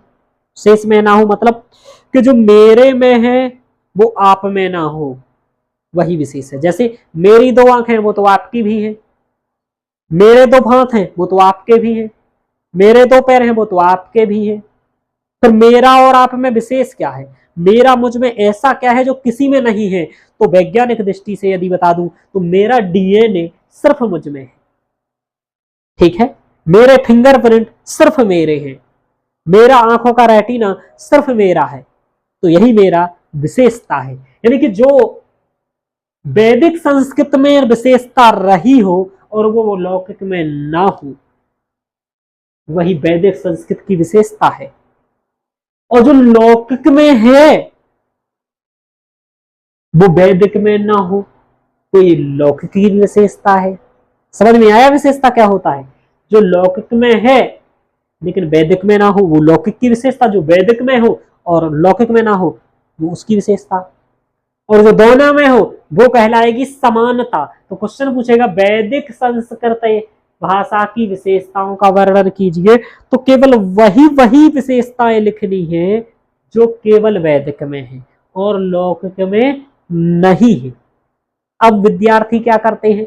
वैदिक संस्कृत भाषा की विशेषताएं और लौकिक संस्कृत भाषा की विशेषताओं में गड़बड़ क्या करते हैं कि लौकिक संस्कृत की विशेषताओं और वैदिक संस्कृत की विशेषताओं को लिखकर ना लिखते हुए उनकी समानताओं को भी लिख देते हैं। क्योंकि भाई संस्कृत है, संस्कृत में समानताएं ज्यादा होगी, विशेषताएं कम होगी दोनों में, क्योंकि एक ही चीज है, इतने में क्या बदल जाएगा? ऐसा तो कुछ ही चीजें ही बदल जाएंगी, सब कुछ तो बदल नहीं जाएगा। तो जो बदला है, ध्यान रखो, केवल वही लिखना, जो बदला है केवल वही विशेषता हुई जो केवल उसमें हो, बाकी तो समानता हुई। तो एक क्वेश्चन ऐसा पूछा जाएगा कि वैदिक लौकिक संस्कृतयोः साम्यम वैषम्यम च वर्ण्यताम्। साम्यम यानी दो लौकिक और वैदिक में जो समानताएं हैं वे बताइए, और जो दोनों में विशेषताएं हैं वो बताइए। यानी कि क्या इनमें समान है और क्या इसमें अलग है। उदाहरण स्वरूप सिलेबस ही समझा रहा हूं, इतना सिलेबस ही समझोगे तभी इसमें प्रवेश कर पाओगे।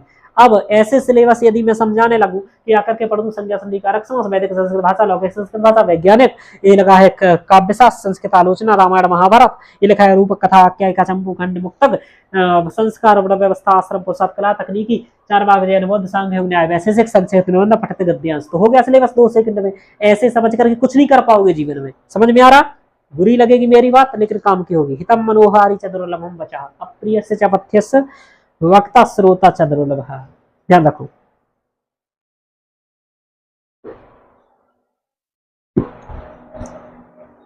मजा आएगा पढ़ने में मुझसे। आज तक ऐसा कोई विद्यार्थी नहीं रहा है जो मुझसे बैच पढ़ के खुश ना हुआ हो। बहुत अच्छे से प्रयास करता हूं कि मेहनत करूं भाई आप लोगों के साथ। आप लोगों को ईमानदारी से पढ़ाना पड़ेगा भाई, तभी सिलेक्शन होगा। ठीक है, तो लौकिक काल क्या है? संस्कृत क्या है? समझ गए होंगे। वैदिक संस्कृत क्या है समझ गए होंगे। विशेषता क्या होती है वो भी समझ गए होंगे। क्वेश्चंस कैसे बनेंगे उठा करके देख लीजिए, जो मैंने बोले यही क्वेश्चंस बने हैं। तो वैदिक संस्कृत की विशेषता क्या है, लौकिक संस्कृत की विशेषता क्या है, अंतर कैसे रहता है, एक उदाहरण बता दूं। जो वैदिक संस्कृत थी उसमें जो उपसर्गों का प्रयोग होता है, उपसर्ग क्या होते हैं शुरुआत में लगते हैं, जैसे स्वागतम में सु लगा है, ठीक है, ऐसा। तो वैदिक संस्कृत में उपसर्गों का प्रयोग स्वतंत्र होता था, चाहे आगे कर दो चाहे पीछे कर दो चाहे कहीं कर दो, यानी प्रीफिक्स और सफिक्स जैसा कहीं भी कर लो, यानी कि। लेकिन लौकिक में क्या हुआ कि उपसर्गों का प्रयोग एक तो शब्द के साथ में होगा, ध्यान रखो, जैसे प्रा प्लस रिच्छति यानी कि प्रारच्छति, ऐसा होगा, यानी कि आदि में होगा लौकिक में प्रयोग। उपसर्गाः क्रिया योग, उपसर्ग का प्रयोग क्रिया के योग में होगा, तो रिच्छति क्रिया हो गया, धातु हो गया रिच्छ धातु का, और प्रा का उपसर्ग हो गया तो प्रारच्छति बन गया, उपारच्छति बन गया, यह प्रयोग बनते हैं। लेकिन वैदिक काल में स्वतंत्र रूप से होता था प्रयोग, कैसे होता था, स्वतंत्र प्रयोग होता था, और आगे पीछे से कहीं भी प्रयोग कर लो, जैसे उदाहरण या बीच में कर लो, आ परि ध्यावा पृथ्वी यंती सद्यः, तो इस तरीके से अपन कर सकते हैं अकेले पर, यानी कि उपसर्ग अकेले का भी अर्थ होता था। ध्यान रखिए, इसकी चर्चा निरुक्त आदि में भी बहुत अच्छे से की गई है, निरुक्त शास्त्र जो है उसमें, यास्क निरुक्त उसमें। तो अपरिध्यावा पृथ्वी से यानी कि परि का, अब ये वेद का उदाहरण है, तो वेद के उदाहरण भी आपको देने हैं। अब लोग विशेषताएं तो बताते हैं लेकिन गलती क्या करते हैं कि उदाहरण नहीं देते हैं। यदि आप वैदिक संस्कृत की विशेषता बता रहे हो तो वैदिक संस्कृत का उदाहरण भी देना पड़ेगा, ध्यान रखना ये बात, ठीक है। तो ये सब भी आपको करना पड़ेगा। तो वैदिक संस्कृत के उदाहरण सहित लिखना है तभी काम आएगा, तो खोज खोज करके उदाहरण लाने पड़ेंगे। अब रहा भाषा वैज्ञानिक अध्ययन में संस्कृत का योगदान। संस्कृत का योगदान यानी कि भाषा विज्ञान में संस्कृत का योगदान कैसे रहा, तो वैदिक काल से ही भाषा विज्ञान में योगदान संस्कृत का रहा है। वेदों का योगदान क्या रहा भाषा विज्ञान में, ब्राह्मण ग्रंथों का क्या रहा, आरण्यक ग्रंथों का क्या रहा, इसके बाद उपनिषदों में भी कुछ कुछ चर्चा क्या मिलती है, इसके बाद निरुक्त का योगदान क्या रहा, शिक्षा शास्त्र का योगदान क्या रहा, व्याकरण का योगदान क्या रहा, फिर इसके अलावा यास्क का योगदान क्या रहा, पाणिनि का योगदान क्या रहा, पतंजलि का योगदान क्या रहा, कात्यायन का योगदान क्या रहा, भर्तृहरि का योगदान क्या रहा, नागेश भट्ट का योगदान क्या रहा, भट्टोजी दीक्षित का योगदान क्या रहा। ऐसे महत्वपूर्ण जो संस्कृत में विद्वान हुए हैं उनका भी योगदान इसमें क्या रहा, ये सब क्वेश्चंस पूछे गए हैं, पूछे जाते हैं योगदान में से। ये जो मैं बता रहा हूं कि इन सबका योगदान पूछा जाएगा, ये यहाँ सिलेबस में तो स्पष्ट नहीं लिखा है, लेकिन जो क्वेश्चंस आए हैं और जो अनुभव है पढ़ाने का उसके आधार पर बता रहा हूँ, ये सब कई लोगों का योगदान पूछा जाएगा। जैसे पाणिनि का कई बार पूछा गया, पतंजलि का पूछा गया, कात्यायन का पूछा गया, निरुक्त का पूछा गया, पतंजलि का पूछा गया। तो इस तरीके से कई क्वेश्चंस का योगदान पूछा गया है इसमें। और मैं तो क्या करता हूं भाई, जो क्वेश्चंस पूछे हैं उसके क्वेश्चंस देता हूं, उसके मॉडल आंसर खुद हाथ से लिख करके देता हूं, और मैंने 20 ईयर के PYQ भी नोट्स में कर रखे हैं तो वो सब देता हूं। इन्हें सबको तैयार करना है। इन्हें सबको तैयार कहाँ से कर सकते हो, तो थोड़ा बहुत इनके लिए आप कोई बुक लेना भी चाहो तो बुक भी आप ले सकते हो, और वो बुक कपिल देव द्विवेदी जी की बुक ले सकते हो भाषा विज्ञान की। लेकिन ध्यान रखना वही बात यहां भी है कि हूबहू वो प्रयोग नहीं होगी, उदाहरण भी नहीं मिलेंगे काफी चीजों की, कंटेंट भी वैसा नहीं मिल पाएगा जैसा चाहिए। और चूंकि क्या नहीं मिलेगा वो भी बता देता हूं, कमी क्या आएगी इस कपिल देव द्विवेदी जी की बुक में। कमी ये आएगी कि आपसे पूछेगा वैदिक संस्कृत में उपसर्ग वैशिष्ट्यम वर्ण्यताम, या लौकिक संस्कृत के उपसर्ग वैशिष्ट्यम वर्ण्यताम। अब जब आप वैदिक संस्कृत के उपसर्गों की बात कर रहे होंगे तो कपिल देव द्विवेदी जी की बुक में उपसर्गों के पॉइंट तो मिलेंगे, लेकिन 2-3 पॉइंट मिलेंगे, 2 से 3 केवल पॉइंट मिलेंगे। और 2-3 पॉइंट में कैसे 250 शब्द का उत्तर लिखोगे, अब दिक्कत आ जाएगी। फिर क्या करना पड़ेगा इसके लिए भाई, इसलिए केवल एक बुकों के, चूंकि आपका जो टॉपिक्स लगा है आप ऐसा समझ के चलिए उसमें पीएचडी मांगता है आपकी। आप समझो कि उपसर्गों पर 3 पेज लिखना है, कैसे लिखोगे भाई वैदिक संस्कृत के, वो भी कोई किताब तो उस अकॉर्डिंग छाप नहीं रहा। जब कपिल देव द्विवेदी जी किताब लिखेंगे तो वो केवल उपसर्गों पर क्यों बताएंगे, वो तो सभी कंप्लीट उपसर्ग संधि निबंध कारक समास इत्यादि सब कुछ के हिसाब से बताते हैं। तो ध्यान रखना कि ये कमियां आती है बुकों में, उदाहरण नहीं मिलेंगे, पॉइंट तो मिलेंगे 2-3 मिल जाएंगे। अब ये भी नहीं कह सकते ये काम की नहीं है, ये भी नहीं कह सकते कि काम की नहीं है, ये भी नहीं कह सकते कि ये काम की है पूर्णतः। इसलिए जो है उसको मैं बता रहा हूं, आप बुक ले लीजिएगा, आपको ये बात पता चल जाएगी। इसका मुझे प्राइस पता नहीं है कि कपिल देव द्विवेदी जी की बुक कितने की आती है, क्योंकि भूल गया हूं प्राइस, बहुत पहले मैंने मंगाई थी और मैंने तो 2-3 और मंगाई थी फिर इसके बाद, तो देख लीजिएगा आप लोग जो भी है। अब क्या हो रहा है इस यूनिट में, इस यूनिट में समस्या क्या है, बहुत अच्छी यूनिट है, हिंदी में लिखना है। मेरा केवल आपको इसके लिए 10 लेक्चर पढ़ने हैं। इस 10 लेक्चर के लिए मेरे नोट्स 50 से 60 पेज का नोट्स पढ़ना है सिर्फ, और हर बार वही क्वेश्चंस आते हैं जो मैंने कवर कर रखे हैं 50 पेजों में, 50-60 पेज में। 10 लेक्चर करके इसको कवर करिए। अब कितना अच्छा है, 20 लेक्चर इसके लिए मेरे कवर करिए, 10 लेक्चर इसके लिए कवर कर लीजिए इस सेकंड यूनिट के लिए। यहाँ भी आपको 10 से 12 10 लेक्चर कवर करने हैं। यहाँ दर्शन के लिए आपको 20 लेक्चर कवर करने हैं, जिसमें 6वीं और 7वीं यूनिट कवर हो जाएगी। हो गया बस काम, 20-20 40 और 10 और 10 60, यानी कि केवल 55 से 60 लेक्चर आपको फर्स्ट पेपर के लिए पढ़ने हैं मेरे, और हो गया कंप्लीट। और बस उसके आपको मेरे हैंड रिटन नोट्स पर के हैंड रिटन नोट्स लिखना है, टेस्ट लिखना है, टॉपर्स कॉपी देखना है, ये सब करके आप तैयार कर सकते हैं। तो इस तरीके से खुद के लिए भी कर सकते हैं, मेहनत करनी पड़ेगी। चलिए आगे चलते हैं। अब मैं ज्यादा अपना ना बताऊं, यही ज्यादा अच्छा रहेगा, क्योंकि जिनको देखना होगा वो ऐप डाउनलोड करके देख लीजिएगा। तो बुक बता रहा था इसलिए बता दिया कि भाषा विज्ञान कपिल देव द्विवेदी जी की ले लेना है। फर्स्ट पेपर में जो मैंने बताई वो बुकें आपने ध्यान दे ली।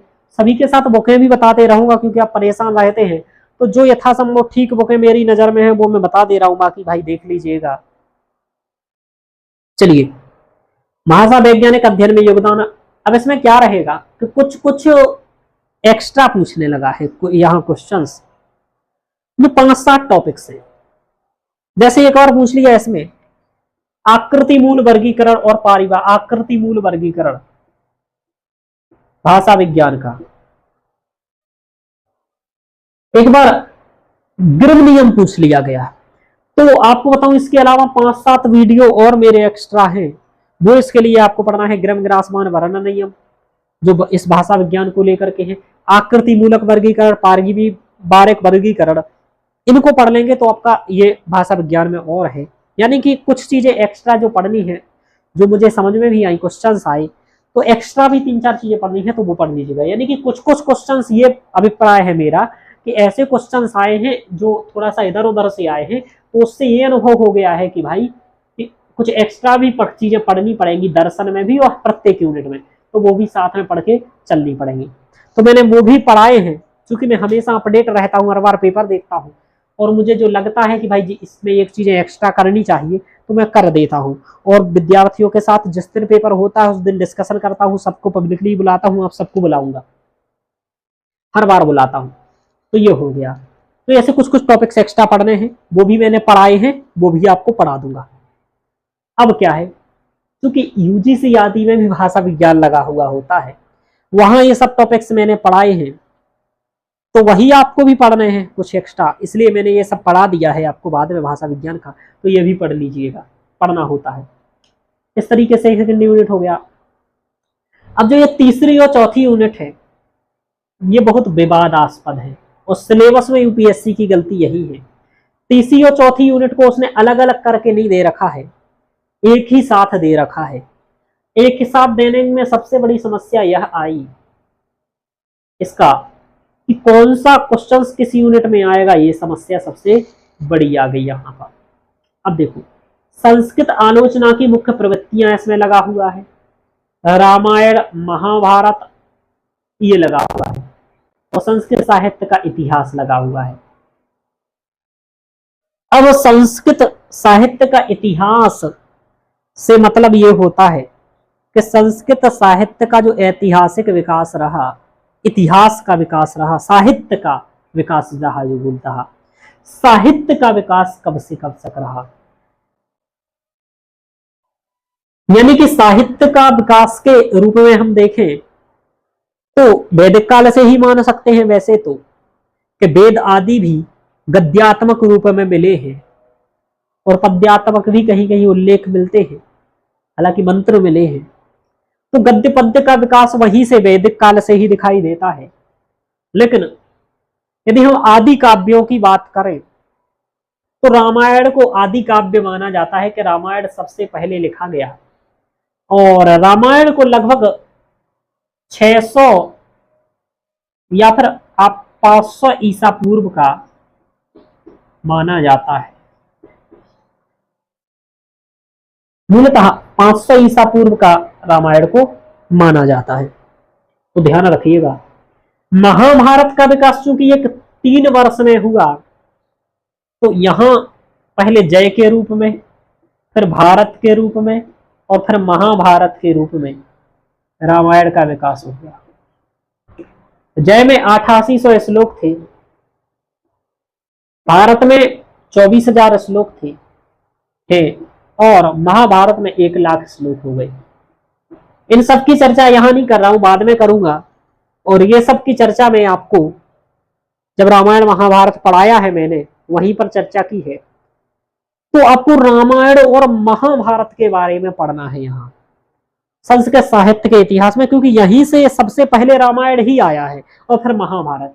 तो रामायण काव्यात्मक दृष्टि से कैसा है, दूसरा एक बड़े विषय के दृष्टि से कैसा है, तीसरा रामायण महत्व के दृष्टि से कैसा है, चौथा रामायण तात्कालिक समाज की सामाजिक, आर्थिक, राजनैतिक तथा सांस्कृतिक और सामाजिक विशेषताओं को बताने के दृष्टिकोण से कैसा है, रामायण में राम राज्य की कल्पना कैसी है, रामायण में के ऐसे क्या मूल्य हैं जो हमें सीखने के लिए दिए गए हैं, आदि आदि बहुत सारे इसके जो टॉपिक्स हैं, ऐसे क्वेश्चंस रामायण से बनते हैं, बने हैं।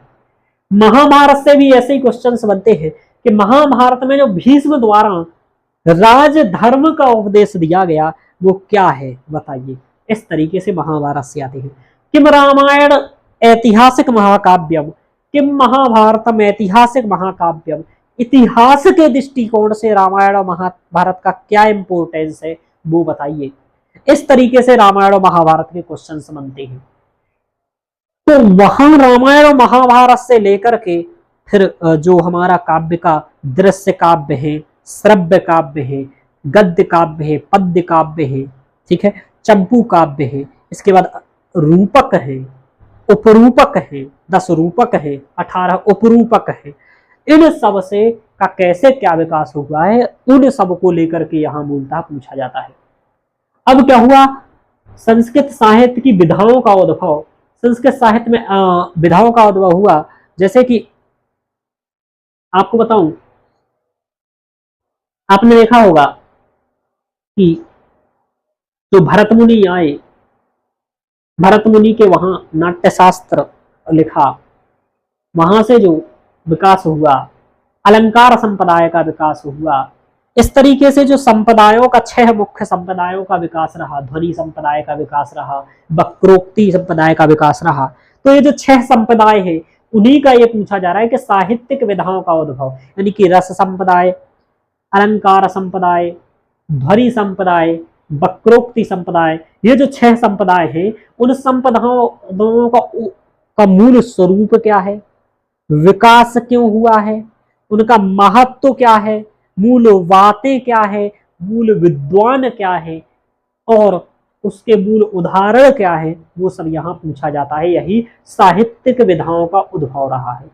जैसे कि साहित्यिक विधाओं का एक तो उद्भव, एक तो ये हो गया, दूसरा ये मुख्य आलोचना की प्रवृत्तियां में भी यही हो गया, जो मैं अभी बता रहा था ना 6 संप्रदाय, वो यही आएंगे, मुख्य आलोचना की प्रवृत्तियां। कि चूंकि जो रस संप्रदाय के लोग हुए,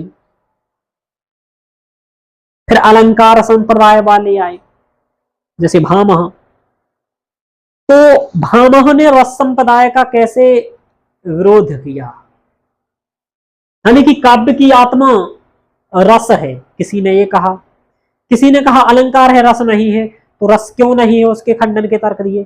काव्य की आत्मा ध्वनि है, तो अलंकार और रस क्यों नहीं है वो बताओ। काव्य की आत्मा वक्रोक्ति है, तो अलंकार रस ये सब क्यों नहीं है वो बताओ। यानी कि जो आलोचनात्मक प्रवृत्तियां हैं वो यहाँ पढ़नी है, रस संप्रदाय आदि आदि। साहित्यिक विधाओं के उद्भव में यही पढ़ रहा है आपको कि रूपक क्या है ना, जो 10 आपके रूपक हैं वो रूपक क्या है,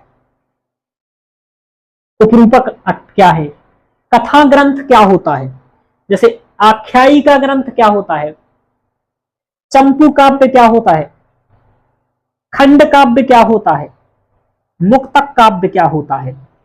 तो रूपक, कथा, आख्यायिका, चंपू काव्य, खंड काव्य, मुक्तव्य काव्य में अंतर क्या है, ध्यान रखना। यानी कि साहित्यिक विधा की दृष्टि से इनमें क्या अंतर है वो पूछना चाह रहा है। रूपक की क्या विशेषता है, कथा की क्या विशेषता है, आख्यायिका की क्या विशेषता है, चंपू काव्य की क्या विशेषता है, खंड काव्य की क्या विशेषता है, मुक्तक काव्य की विशेषता क्या है। विशेषता है तो उदाहरण सहित दीजिए, रूपक का उदाहरण दीजिए, कथा का, आख्यायिका, चंपू काव्य का, खंड काव्य का और मुक्तक काव्य का। जैसे मेघदूत को एक खंड काव्य माना जाता है, तो मेघदूत खंड काव्य का हो गया। त्रिविक्रम भट्ट का नल चंपू है, तो नल चंपू चंपू काव्य का उदाहरण है। तो नल चंपू, पहले तो चंपू काव्य होता क्या है, गद्य पद्यमयम काव्यम चंपू काव्य विधीयते। तो गद्य और पद्य को मिलकर के जो काव्य बनता है वो चंपू काव्य होता है, जिसमें श्लोक भी रहे और पैराग्राफ भी रहे, वह चंपू काव्य कहलाता है। इसका उदाहरण त्रिविक्रम भट्ट का नल चंपू है, तो वो नल चंपू है। अब उसके उदाहरण देना पड़ेगा, विशेषताएं बतानी पड़ेगी, ये सब चीजें लेकर के इस पॉइंट से क्वेश्चन बनता है। लेकिन चूंकि ये जो तीसरी और चौथी यूनिट है थोड़ी सी कठिन प्रकृति की होती है और क्वेश्चंस कहाँ कैसे आ रहे हैं ये दिक्कत होती है, इसलिए इसको तैयार करने का मैं कम सजेस्ट करता हूं। लेकिन इसको भी तैयार कर सकते हैं, कोई बड़ी बात नहीं होती है, इसके लिए भी कर सकते हैं। इसके लिए बुक में एक भी कोई बुक सजेस्ट नहीं कर सकता हूं कि ये बुक ले लीजिए, क्योंकि जो आप बुक लेंगे उसमें यूपीएससी के अकॉर्डिंग कवर नहीं हो पाएगा। फिर भी एक बुक का नाम मैं बता देता हूं, लेकिन उससे पूर्णतः काम नहीं होगा। वो 30 से 50% यानी 30-40% ही आपको इस यूनिट के काम करने में लाभकारी होगी, और उसके अलावा कोई बुक नहीं है कि जो 100% काम किया जाए। इसलिए जो भी है कम से कम वो तो बता ही दूं। तो संस्कृत साहित्य का इतिहास,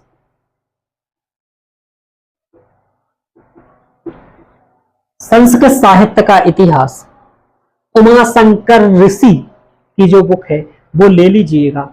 ये सभी टॉपिक्स उसमें आपको मिल जाएंगे, लेकिन यूपीएससी के अकॉर्डिंग नहीं मिलेंगे। जैसे कि क्या नहीं मिलेगा देख लीजिएगा आप, महाभारत के अकॉर्डिंग, महाभारत में भीष्म पर्व में जो राजधर्म का उपदेश दिया गया है वो नहीं मिलेगा इस किताब में। क्वेश्चन आया है, आ चुका है। रामायण का क्या नहीं मिलेगा, रामायण का ये नहीं मिलेगा कि रामायण में वर्णित राम राज्य का क्या स्वरूप है वो बताइए, और ऐसा क्वेश्चन पूछा गया है, ये नहीं मिलेगा आपको। तो इस तरीके से इस बुक में भी ये सब चीजें नहीं मिलेंगी। ऐसे ही क्वेश्चंस हैं, ये अनुभव के क्वेश्चंस हैं, किसी टीचर को विमर्श करके, विचार करके, अध्ययन करके, अनुभव के आधार पर इनके आंसर और नोट्स बनाने पड़ते हैं, तभी ये होंगे। तो मैं तो उदाहरण सहित बता रहा हूँ ये नहीं मिलेगा और ये बुक है, इसमें ये नहीं मिलेगा ये बुक है, तो इतना स्पष्ट बता रहा हूँ क्योंकि तैयारी कर रहा हूँ तो ये हो गया। तो इससे बचना चाहिए यूनिट से, इसको नहीं करना चाहिए। अब देखते हैं हम लोग 5वीं यूनिट, जिसमें संस्कार, वर्ण व्यवस्था, आश्रम व्यवस्था, पुरुषार्थ, कला एवं तकनीकी है। जो ये यूनिट है ये संस्कृत में लिखनी है और अनिवार्य लिखनी है। यानी कि जो आपकी दूसरी यूनिट है, ठीक है, तीसरी चौथी यूनिट है, या आप हिंदी में लिखेंगे तो भी चलेगा, इंग्लिश में लिखेंगे तो भी चलेगा।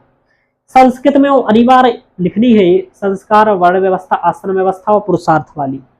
अब इसमें हर बार ये इसमें केवल 6 ही टॉपिक्स हैं, एक संस्कार, दूसरा वर्ण व्यवस्था, तीसरा आश्रम व्यवस्था, चौथा पुरुषार्थ, पांचवा कला और छठवा विज्ञान। लेकिन आपके 5 ही दिए रहेंगे। ये बहुत प्यारी यूनिट है भाई। केवल इसमें 50 पेज नहीं 70 पेज के करीब आपको पढ़ने पड़ेंगे। लेक्चर मुश्किल से 10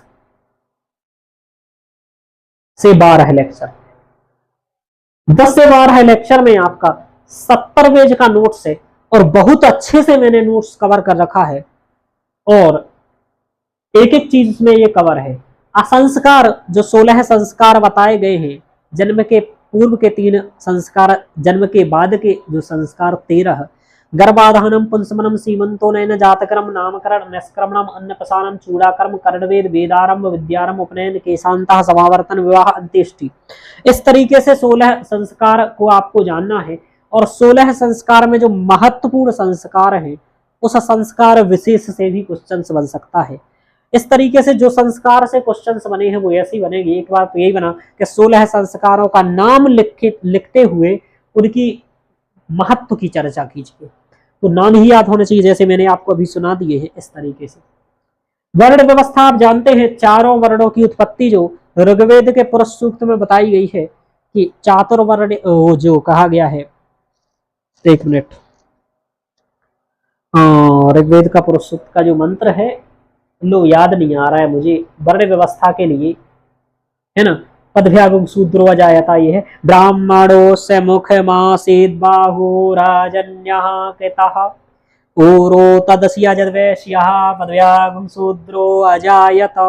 ये जो है इसी में वर्ण व्यवस्था की उत्पत्ति की सर्वप्रथम ऋग्वेद में ये जो चर्चा आई है, वहीं से वर्ण व्यवस्था का आरंभ माना जाता है। फिर तो गीता आदि में भी आया, चातुर्वर्ण्यम मया सिस्टम गुण कर्म विभाग था। इस तरीके से वर्ण व्यवस्था की चर्चा है, तो वर्ण व्यवस्था के बारे में समालोचनात्मक अध्ययन किया जाता है, तो इसका भी अध्ययन में बहुत अच्छे से आपको करना है। आश्रम व्यवस्था से भी क्वेश्चन हर बार बनते हैं। 4 वर्ण होते हैं, ब्राह्मण, क्षत्रिय, वैश्य, शूद्र, उनके कर्म क्या होते हैं, उनके बारे में क्या आलोचनात्मक रहा। और दूसरा ये कि वर्ण व्यवस्था को जो कहते हैं कि एक ये आर्थिक वर्गीकरण है, वर्ण व्यवस्था बहुत इंपॉर्टेंट है। वर्गीकरण, महात्मा गांधी वर्ण व्यवस्था को समर्थन करते थे कि वर्ण व्यवस्था का जो मूल प्रयोजन है वो बहुत प्यारा है। वहीं अम्बेडकर इसका विरोध करते थे, तो वो क्या विरोध है और क्या इसका क्यों समर्थन करते थे, तर्क क्या है इन लोगों के पीछे, वो सब समझना है।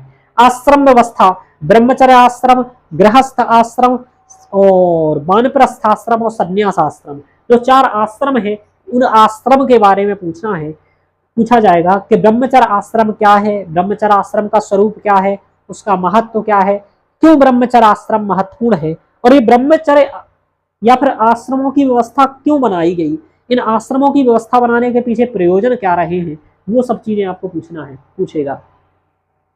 पुरुषार्थ 4 होते हैं, जिन्हें चतुर्वर्ग भी कहा जाता है, धर्म, अर्थ, काम, मोक्ष। तो धर्म क्या है ना, धर्म क्या है, धर्म की परिभाषाएं, धर्म का स्वरूप, धर्म क्या है, आज धर्म जो चल रहे हैं वो धर्म की परिभाषा क्या है, क्या धर्म होना चाहिए, धर्म का असली रूप क्या है, ये पूछा जाएगा। जैसे कोई मीमांसा दर्शन करता है, 14 लक्षणों अर्थो धर्म, वही कहा जाता है, मनु कहते हैं धार्यते धर्म, आदि आदि धर्म के लक्षण भी मनु बताते हैं। वहीं आपका वैशेषिक दर्शन धर्म के बारे में अपनी परिभाषा देता है ना। तो इस तरीके से सभी की धर्म की परिभाषाएं क्या कैसी हैं, वो सबकी चर्चा यहाँ रहेगी।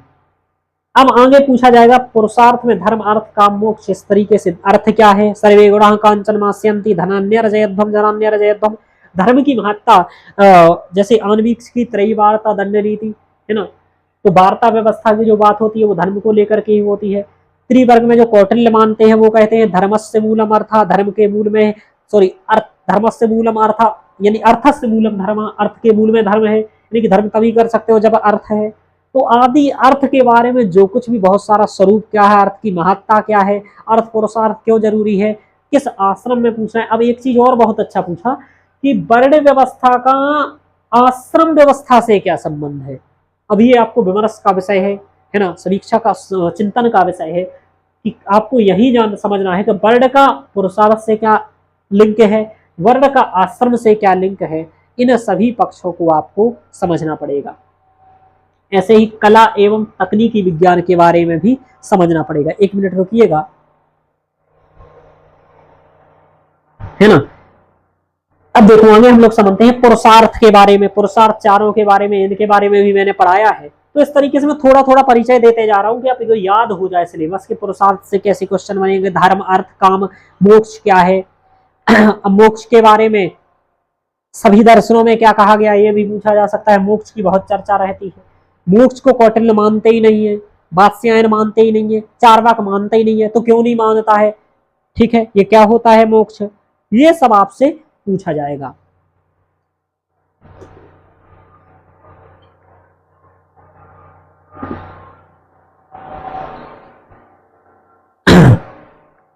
देखो भाई, पानी में प्यास बहुत लगती है, इसलिए पानी पीना जरूरी है।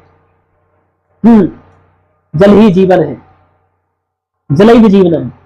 अब आपको इसमें आगे पढ़ना है कला एवं तकनीकी विज्ञान के संदर्भ में। तो कला में सभी कलाएं यहां लगी हुई हैं। प्राचीन काल में कला का विकास हुआ और वो महत्वपूर्ण है, जैसे चित्रकला, संगीत कला, वास्तुकला, इस तरीके से शिल्प कला, यानी कि इस प्रकार से 7-8 जो कलाएं हैं मूलतः उनके बारे में पूछा जाता है। तो और कला का विकास, जैसे रामायण में क्या कला है, कलाओं का वर्णन, तो कलाओं के बारे में रामायण में क्या दिखता है, महाभारत में क्या दिखता है, इनको भी लेकर के इस तरीके से कलाओं के बारे में क्वेश्चंस बनते हैं। 6-7 कलाएं हैं, संगीत कला, चित्रकला, वास्तुकला, शिल्प कला आदि आदि, मूर्ति कला, भित्ति, इस बार यही पूछा कि जो भित्ति कला है वो कैसी है, भित्ति चित्रकला के बारे में पूछ लिया कि भित्ति पर जो चित्र बने हैं, जैसे कि आप देखो कि अजंता एलोरा की गुफाओं में चित्र बने हैं, उससे पहले की भी यदि आपको देखना है आद्य ऐतिहासिक काल के, तो भीमबेटका की जो गुफाएं हैं वहां भी जो चित्र बने हैं तो वो चित्रकला है, तो वो सब के बारे में। हड़प्पा में कैसी चित्रकला रही, वैदिक काल में चित्रकला क्या रही, बौद्ध काल में क्या रही, रामायण महाभारत काल में कहाँ रही, गुप्त काल में क्या रही। अधिकतर यहाँ जो कला के क्वेश्चंस पूछे जाते हैं वो प्राचीन भारत से पूछे जाते हैं कि प्राचीन काल में संगीत कला का विकास कैसा है, प्राचीन भारत में चित्रकला क्या है, भित्ति कला क्या है, इस तरीके से क्वेश्चंस बनते हैं। जो मैं क्वेश्चंस देता हूं तो आपको पढ़ाने से पहले, जैसे मैं अभी यहाँ संस्कार की बात कर रहा था, तो जब मैं पढ़ाता हूं तो संस्कार के पिछले 10 साल के 15 साल के जो क्वेश्चंस बने हैं 20 साल के, वो सबसे पहले बताता हूं और क्वेश्चन समझाता हूं कि ये क्वेश्चंस बने हैं, ऐसे ऐसे क्वेश्चंस बने हैं। फिर मैं मुख्य पाठ को पढ़ाना आरंभ करता हूं और पढ़ाने के बाद फिर आपको वो सभी क्वेश्चंस के आंसर अपने खुद मुख से बोल करके उत्तर बताता हूं। यहाँ भी कुछ दिन में मैं श्रृंखला लाने वाला हूँ जिसमें मैं एक क्वेश्चंस लिखूंगा और उसका आंसर मौखिक रूप से आपको 5 मिनट में बोल करके बताऊंगा, 3 मिनट, 5 मिनट, 7 मिनट में बोल करके बनाऊंगा, 5 मिनट में बता दूंगा, 4 मिनट में भी मैं बोल के बता दूंगा किस तरीके से है। और 10 क्वेश्चंस भी लिख के लाऊंगा और 10 का भी 5-5 मिनट में बोल करके बता सकता हूँ। प्रैक्टिस करनी पड़ती है बस उसके लिए आप लोगों को, तो सब संभव है। विज्ञान के बारे में भी पूछा जाएगा, क्योंकि विज्ञान का विकास हम लोग कहते रहते हैं, हमने प्राचीन काल में बहुत वैज्ञानिक रहे हैं हमारे यहाँ, विज्ञान की प्रगति हमने बहुत की है। तो क्या प्रगति की है वो पूछा जाता है। मूलतः आयुर्विज्ञान की प्रगति क्या की है। तक्षशिला आपको पता है सबसे ज्यादा किस चीज के लिए प्रसिद्ध है, यानी कि तक्षशिला विश्वविद्यालय किस चीज के लिए प्रसिद्ध था, तो मूलतः चिकित्सा के लिए प्रसिद्ध था। आपको बताऊं तो आयुर्विज्ञान का जो विकास हुआ है वो क्या है, चिकित्सा विज्ञान का विकास हुआ है वो क्या है, सैन्य विज्ञान का जो विकास हुआ है वो क्या है, शस्त्र विज्ञान का जो विकास हुआ है वो क्या है। सैन्य विज्ञान में जो, इसके बाद शस्त्र विज्ञान और सैन्य विज्ञान में लोग अंतर नहीं कर पाते हैं। सैन्य विज्ञान में व्यूह रचना रहती थी, जैसे चक्र व्यूह, गरुड़ व्यूह, वराह व्यूह। व्यूह का मतलब समूह, यानी कि वराह की तरह समूह बना करके लड़ना है। चक्र व्यूह जो अभिमन्यु जिसमें फंस गया था, तो चक्र की तरह सेना दिखे आपको, यानी कि ऊपर से कैमरा से आप फोटो खींचे, है ना, तो आपको समताप मंडल से धरती का फोटो खींचे तो सेना लगे चक्र की तरह है तो चक्र व्यू, बराह की तरह लगे तो बराह व्यू, गरुड़ की तरह लगे तो गरुड़ व्यू। यानी कि सेना को किस तरीके से सजोना है ये सैन्य विज्ञान के अंतर्गत आता था। सैन्य विज्ञान में किन अस्त्र शस्त्र का प्रयोग करना है, जैसे ब्रह्मास्त्र, पाशुपतास्त्र, जलास्त्र, ऐसे कई सारे जो अस्त्र शस्त्र हैं उन अस्त्र शस्त्र शस्त्र विज्ञान। इसके बाद प्रशासन विज्ञान के बारे में कि प्रशासन को संचालन करने के लिए क्या कैसा था, ये सब भी आपसे पूछा जाता है तकनीकी विज्ञान में। तो सैन्य विज्ञान मैंने बताया, चिकित्सा विज्ञान आपको मैंने बताया। इस तरीके से वास्तु विज्ञान सबसे इंपॉर्टेंट, वास्तु विज्ञान आपसे पूछा जाएगा। वास्तु के बारे में बहुत इंपॉर्टेंट क्वेश्चन बार बार आया है, तो वास्तु विज्ञान। इस तरीके से विज्ञान का और कला का एक बात और ध्यान रखो, यहाँ कला और विज्ञान से यहाँ 7वीं यूनिट में एक आएगा कि यूनिट 1 का पेपर 1 का 5वीं यूनिट से यहाँ निबंध में एक क्वेश्चन आता है। तो कई बार क्वेश्चन आता है वो कला और विज्ञान को ही लेकर के 7वीं यूनिट में आएगा। एक क्वेश्चन दर्शन को लेकर के आएगा और एक क्वेश्चन सेकंड पेपर की जो सेकंड यूनिट है उससे आएगा। यानी कि ये साइट पता नहीं आपको दिख रहा है, दिख तो रहा ही होगा, कंप्लीट बोर्ड दिख रहा है। तो जो ये कौटिल्य ये श्रीमद् भगवत गीता लगा है, एक क्वेश्चन सेकंड पेपर की श्रीमद् भगवत गीता का एक क्वेश्चन फर्स्ट पेपर की 7वीं यूनिट में आएगा। इसलिए ये लिखा है 2.2 का 2, यानी कि दूसरे पेपर का दूसरी यूनिट। ठीक है, सेकंड पेपर की सेकंड यूनिट से आएगा, यानी कि सेकंड यूनिट में भी श्रीमद् भगवत गीता से आएगा, यानी कि श्रीमद् भगवत गीता से आएगा, ध्यान रखना। और एक क्वेश्चन इसमें इससे 5 यानी कि 5वीं यूनिट, 6वीं यूनिट और सेकंड पेपर की सेकंड यूनिट से 7वां क्वेश्चन आता है। यानी कि आपने 5वीं यूनिट पढ़ लिया, 6वीं यूनिट पढ़ लिया और सेकंड पेपर का सेकंड यूनिट पढ़ लिया तो आपका 7वां क्वेश्चन फर्स्ट पेपर का स्वतः तैयार हो जाएगा। और इसलिए आप मेरे बैच के लेक्चर्स देखेंगे तो उसमें 7वीं यूनिट में केवल आपको टॉपर कॉपी मिलेगी, कुछ कुछ चीजें मिलेंगे, यानी कि मॉडल आंसर मिलेंगे, लेक्चर्स नहीं दिखेंगे। क्योंकि लेक्चर्स इसमें इसलिए ही नहीं है क्योंकि 5वीं, 6वीं और सेकंड पेपर की सेकंड यूनिट के श्रीमद् भगवत गीता को करने पर यह आपका 7वीं यूनिट कंप्लीट हो जाती है। इसलिए जो 7वीं यूनिट में यहाँ संक्षिप्त निबंध लिखा है इसमें कुछ भी नहीं पढ़ना है आपको, केवल ये 3 यूनिट अच्छे से कवर कर लेनी है। 3 में भी 5वीं यूनिट का कला और विज्ञान अच्छे से तैयार कर लीजिए, 6वीं यूनिट का कंप्लीट दर्शन आपको अच्छे से करना ही पड़ेगा। क्योंकि इस बार जो क्वेश्चन आया है 2024 का, आप देखो तीनों ही क्वेश्चन केवल दर्शन से पूछ लिए उसने निबंध में, यानी कि 3 क्वेश्चन यहाँ दर्शन से और 3 क्वेश्चन यहाँ दर्शन से, यानी कि 100 नंबर का दर्शन ही पूछ लिया गया इस बार। तो ध्यान रखो ये दर्शन का इंपॉर्टेंस है, दर्शन आप छोड़ नहीं सकते हैं। इसलिए आपको अब हम लोग 6वीं यूनिट की बात करते हैं और 6वीं यूनिट आपकी फर्स्ट पेपर की दर्शन है। आहा, दृश्यते अनयनिति दर्शनम, सबसे प्रिय विषय दर्शन है। कुछ दिन में हम लोग दर्शन की एक श्रृंखला स्टार्ट करेंगे जिसमें यूपीएससी के अकॉर्डिंग, यूपीपीसीएस के according, RPSC, HPSC, Haryana PCS, सबके अकॉर्डिंग, या फिर किसी को भी सामान्य दर्शन के बारे में अच्छे से नॉलेज लेना है और वो चाहता है कि दर्शन शास्त्र में थोड़ा सा समझे दर्शन को और क्यों दर्शन को पढ़ना है चाहिए, क्या प्रयोजन होते हैं दर्शन पढ़ने की, ये सबसे पहले बताऊंगा, फिर पढ़िएगा आप लोग। तो भारतीय दर्शन क्यों करना जरूरी है, क्योंकि इस बार 7वीं यूनिट के सभी क्वेश्चन 6वीं यूनिट से थे और 6वीं के तो थे ही थे, यानी कि 100 नंबर का दर्शन फर्स्ट पेपर में था, 250 में से 100 नंबर का दर्शन है, इसलिए दर्शन तो छोड़ ही नहीं सकते हो। और मैंने 20 लेक्चर में आपको दर्शन बहुत अच्छे से कराया है। इसके आपको मेरे 250 पेज के नोट्स से 250 पेज के नोट्स, जिसमें अच्छे से मैंने 60 से 70 टॉपिक्स कवर किए हैं, सभी दर्शनों के महत्वपूर्ण, और कभी भी उससे बाहर क्वेश्चंस नहीं आते हैं। जो भी क्वेश्चन आते हैं हर बार दर्शन के वहीं से आते हैं। मैंने यूट्यूब पर भी कई वीडियो डाली है इसके बारे में। आपको नव भारतीय दर्शन है उनके बारे में पढ़ना है। नास्तिक दर्शन 3 है, चार्वाक, जैन, बौद्ध। इन्हें नास्तिक इसलिए कहा जाता है क्योंकि ये वेद को प्रमाण नहीं मानते हैं। नास्तिको वेद निंद कहा, ऐसा मनुस्मृति में कहा गया है कि जो वेद की निंदा करे या वेद को प्रमाण के रूप में स्वीकार न करे उसे नास्तिक कहते हैं, और जो वेद को प्रमाण रूप में स्वीकार करे उसे आस्तिक कहते हैं। टोटल भारतीय दर्शन 9 दर्शन है, जिसमें से 3 दर्शन नास्तिक हैं क्योंकि वो वेद को प्रमाण नहीं मानते हैं, और 6 दर्शन आस्तिक हैं क्योंकि यह 6 वेद को प्रमाण मानते हैं। इसमें सांख्य, योग, न्याय, वैशेषिक, वेदांत और मीमांसा यह आस्तिक दर्शन है। इसे ही सट दर्शन कहा जाता है, इसे ही भारतीय दर्शन कहा जाता है, इसे ही सनातन दर्शन कहा जाता है, इसे ही हिंदू दर्शन कहा जाता है। इसे मूलतः प्रसिद्ध रूप में सट आस्तिक दर्शन कहा जाता है। तो पूछेगा सट आस्तिक दर्शन क्या है? सांख्य, योग, न्याय, वैशेषिक, वेदांत, मीमांसा।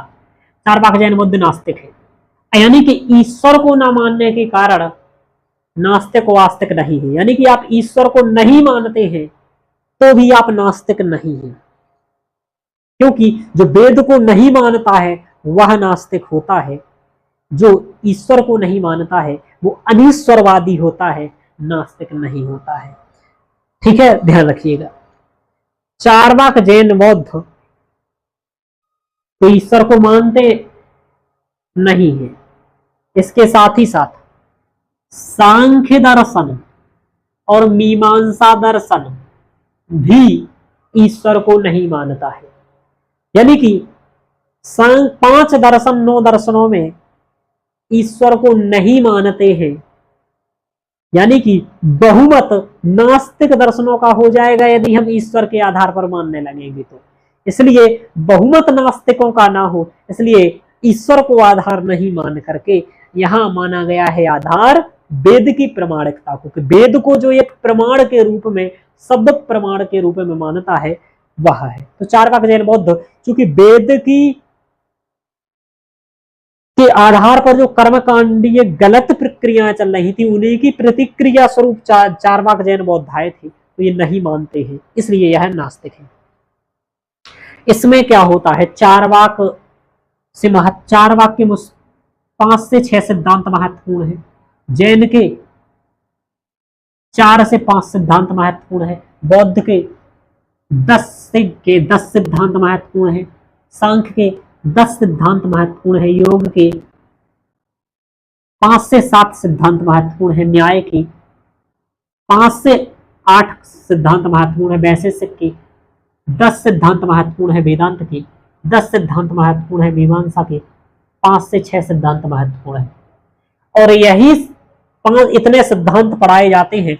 यदि बता भी दूं तो चार्वाक का सुखवाद, देहात्मवाद, स्वभाववाद, इस तरीके से जैन के अनेकांतवाद और अनेकांतवाद, स्यादवाद, बौद्ध के विज्ञानवाद, शून्यवाद, सौत्रांतिक, वैभाषिक, अनात्मवाद, क्षणभंगुरवाद आदि आदि इस तरीके से सिद्धांत है।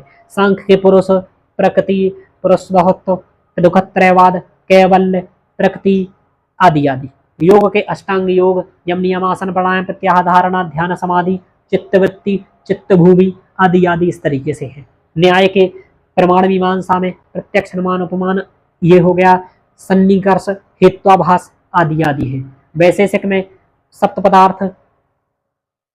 पदार्थ इंपोर्टेंट है वैशेषिक के, और वैशेषिक के का फिर वैशेषिक में फिर यहाँ न्याय और वैशेषिक के ईश्वर के बारे में भी यहाँ चिंतन करना होता है, योग के ईश्वर के बारे में भी चिंतन करना है, इन सब में मोक्ष की चर्चा क्या है वो करना है, इन सब में सृष्टि उत्पत्ति का सिद्धांत क्या है उसकी चर्चा है।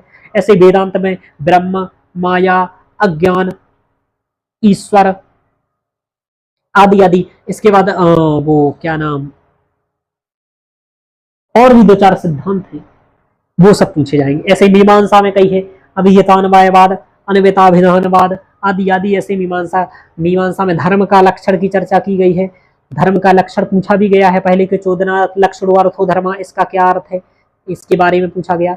ऐसे ही विधि के प्रकार आदि आदि की चर्चा मीमांसा में है। भावना, 3 प्रकार की भावना के बारे में है, शाब्दी भावना, आर्थी भावना, जो 2 प्रकार की भावना है, इस भावना के बारे में पूछा जाता है। तो इस तरीके से कई सारे टॉपिक्स, लगभग 50-60 टॉपिक्स हैं इनके, जो 250 पेज के हैं। नोट्स 250 से 300 पेज का है। मैंने 20 लेक्चर में सब कुछ कराया है यूपीएससी के अकॉर्डिंग, तो ये भी है, आप ये भी कर सकते हैं। तो मैंने पुस्तकें भी मैंने बता दी है यहाँ कि इसके लिए 5वीं यूनिट के लिए भी पुस्तक आपको लेना है तो चंद्रधर शर्मा का भारतस्य सांस्कृतिक निधि, फिर से एक बार बोल रहा हूँ, भारतस्य सांस्कृतिक निधि, चंद्रधर शर्मा की बुक है। इसको आप इस यूनिट के लिए ले सकते हैं, संस्कार, वर्ण व्यवस्था, आश्रम, पोशाक, कला एवं विज्ञान। लेकिन मेरे भाई सब कुछ तैयार नहीं होगा, केवल 30 से 40% ही आपका कंटेंट तैयार हो पाएगा, बाकी ज्यादा नहीं हो पाएगा। काम की नहीं है ज्यादा, लेकिन उपलब्ध विकल्पों में यही ठीक ठाक बुक है, इसलिए मैंने बता दिया है। बाकी यूपीएससी के अकॉर्डिंग इन चीजों पर विमर्श करना पड़ता है और चीजें नहीं आती हैं। फॉर एग्जाम्पल क्या नहीं मिलेगा उसमें ऐसा चंद्रधर शर्मा जी की बुक में, जैसे कि एक बार पूछा गया कि जो हमारा हड़प्पा काल है, हड़प्पा काल की जो नगरीय व्यवस्था है, वह नगरीय व्यवस्था आज के लिए कैसे योगदान करती है, ये क्लार्क्स के रूप में क्वेश्चन था। तो यह क्वेश्चन आपको चंद्रधर शर्मा जी की बुक में नहीं मिलेगा। ऐसे ही कभी कभी नागार्जुन के बारे में पूछ ले, कभी सुश्रुत के बारे में पूछ ले, कभी चरक के बारे में पूछ ले, तो वहां मिलेगा तो, लेकिन कम पॉइंट मिलेंगे, जबकि इनके बारे में बहुत अच्छे से पूछेगा।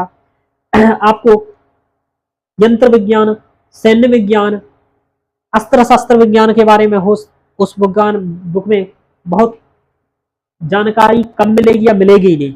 इस तरीके से कई सारी चीजें नहीं है। वर्ण व्यवस्था, आश्रम व्यवस्था पर बहुत कम कंटेंट मिलेगा, जो कि काम का नहीं रहेगा ज्यादा। तो लेकिन फिर भी उपलब्ध विकल्पों में वही बुक सही है, तो मैं आपको बता दे रहा हूं, क्योंकि आप लोग बार बार पूछते रहे तो क्या बुक है इनके बारे में। भारतीय दर्शन के बारे में बुक जो है, इसका नाम है, मैं लेखक का नाम याद नहीं आ रहा भारतीय दर्शन की बुक का, मैं आपको बता दूंगा। तो भारतीय दर्शन की भी एक बुक है,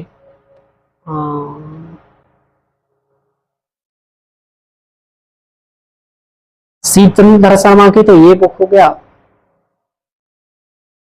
एक बुक भारतीय दर्शन को लेकर के भी है, जिसमें दर्शन का रहता है। दर्शन को लेकर के कई बुकें हैं, लेकिन यूपीएससी के अकॉर्डिंग करना आपको देखना पड़ेगा, क्योंकि कहीं पर नहीं मिलेगा। जैसे कि कोई भी बुक आप देखेंगे तो सौत्रांतिक वैभाषिक, योगाचार, विज्ञानवाद और शून्यवाद आदि के बारे में, माध्यमिक का शून्यवाद, योगाचार, विज्ञानवाद, इन सब सिद्धांतों के बारे में आप देखो तो कोई आधा पेज जानकारी दे रहा है, कोई एक पेज, जबकि आपको 3-3 पेज के आंसर रख रहे हैं, वो भी उनके इंपोर्टेंस को भी बताना है, महत्व को भी बताना है। तो इन पर विमर्श करना पड़ेगा।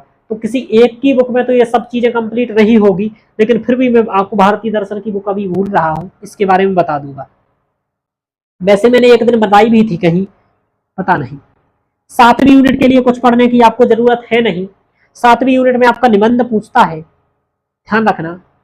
और जो निबंध पूछता है, वो निबंध मैंने बताया 3 जगह से होते हैं, या तो दर्शन से होता है, इस बार जैसे तीनों निबंध दर्शन से थे, या फिर आपका 5वीं यूनिट के कला और विज्ञान से होता है निबंध, या फिर आपका दूसरे पेपर की दूसरी यूनिट जो श्रीमद् भगवत गीता है, इससे होता है। तो आप देख लीजिएगा, इन्हीं से रहते हैं। और आप 10 साल का पेपर उठा करके जो मैं बता रहा हूँ, जितना भी मैंने विमर्श किया है, उन सब के बारे में आप एक बार देख लीजिएगा। जो मैं कह रहा हूँ वो प्रमाणिक तौर पर कह रहा हूँ, आप ये पेपर को देख करके ही समझ पाएंगे। जो मैं कह रहा हूँ वैसे ही क्वेश्चन आते हैं या क्या होता है। अब रहा अपठित गद्यांश। अपठित गद्यांश एक पैराग्राफ होता है। पैराग्राफ आप जानते हैं, जैसे आपके अनसीन पैसेज आते हैं सीसेट में, सीसेट कह रहा हूँ कि सीसेट, हाँ सीसेट में, कभी कभी मैं सीसेट और सीटेट में कंफ्यूज हो जाता हूँ। कुछ नहीं, नाम को लेकर ही कंफ्यूज कुछ नहीं है। सीटेट भाई अपना टीचर का है और सीसेट आपका यूपीएससी का है, लेकिन बोलने में कभी बोल देता हूँ, एक जगह मैंने सीसेट की जगह सीटेट बोल दिया, तो थोड़ा सा मजाक बना, ध्यान रखिए। पैराग्राफ रहेगा एक, उस पैराग्राफ के आधार पर ही आपको 5 क्वेश्चंस रहेंगे। उन 5 क्वेश्चंस का संस्कृत में उत्तर देना होगा, और वो संस्कृत का जो उत्तर होगा वो 3 से 4 लाइन का आंसर होना चाहिए। ऐसे 2 पैराग्राफ आपको रहेंगे। प्रत्येक पैराग्राफ 25 अंक का होगा। 25 का ये होगा पहला और 25 का दूसरा होगा। प्रत्येक क्वेश्चन आपका 5 अंक का रहेगा। 5 अंक के लिए आपको 3 से 4 लाइन लिखनी है, लेकिन जो क्वेश्चंस की डिमांड रहे वही लिखना है और अच्छे से लिखना है। दूसरा, संस्कृत में लिखना है, त्रुटियां नहीं करनी है, तभी ये नंबर मिलेंगे। और इसके लिए आपको संस्कृत अनुवाद आना बहुत ज्यादा जरूरी है, यानी कि संस्कृत लिखना आना चाहिए।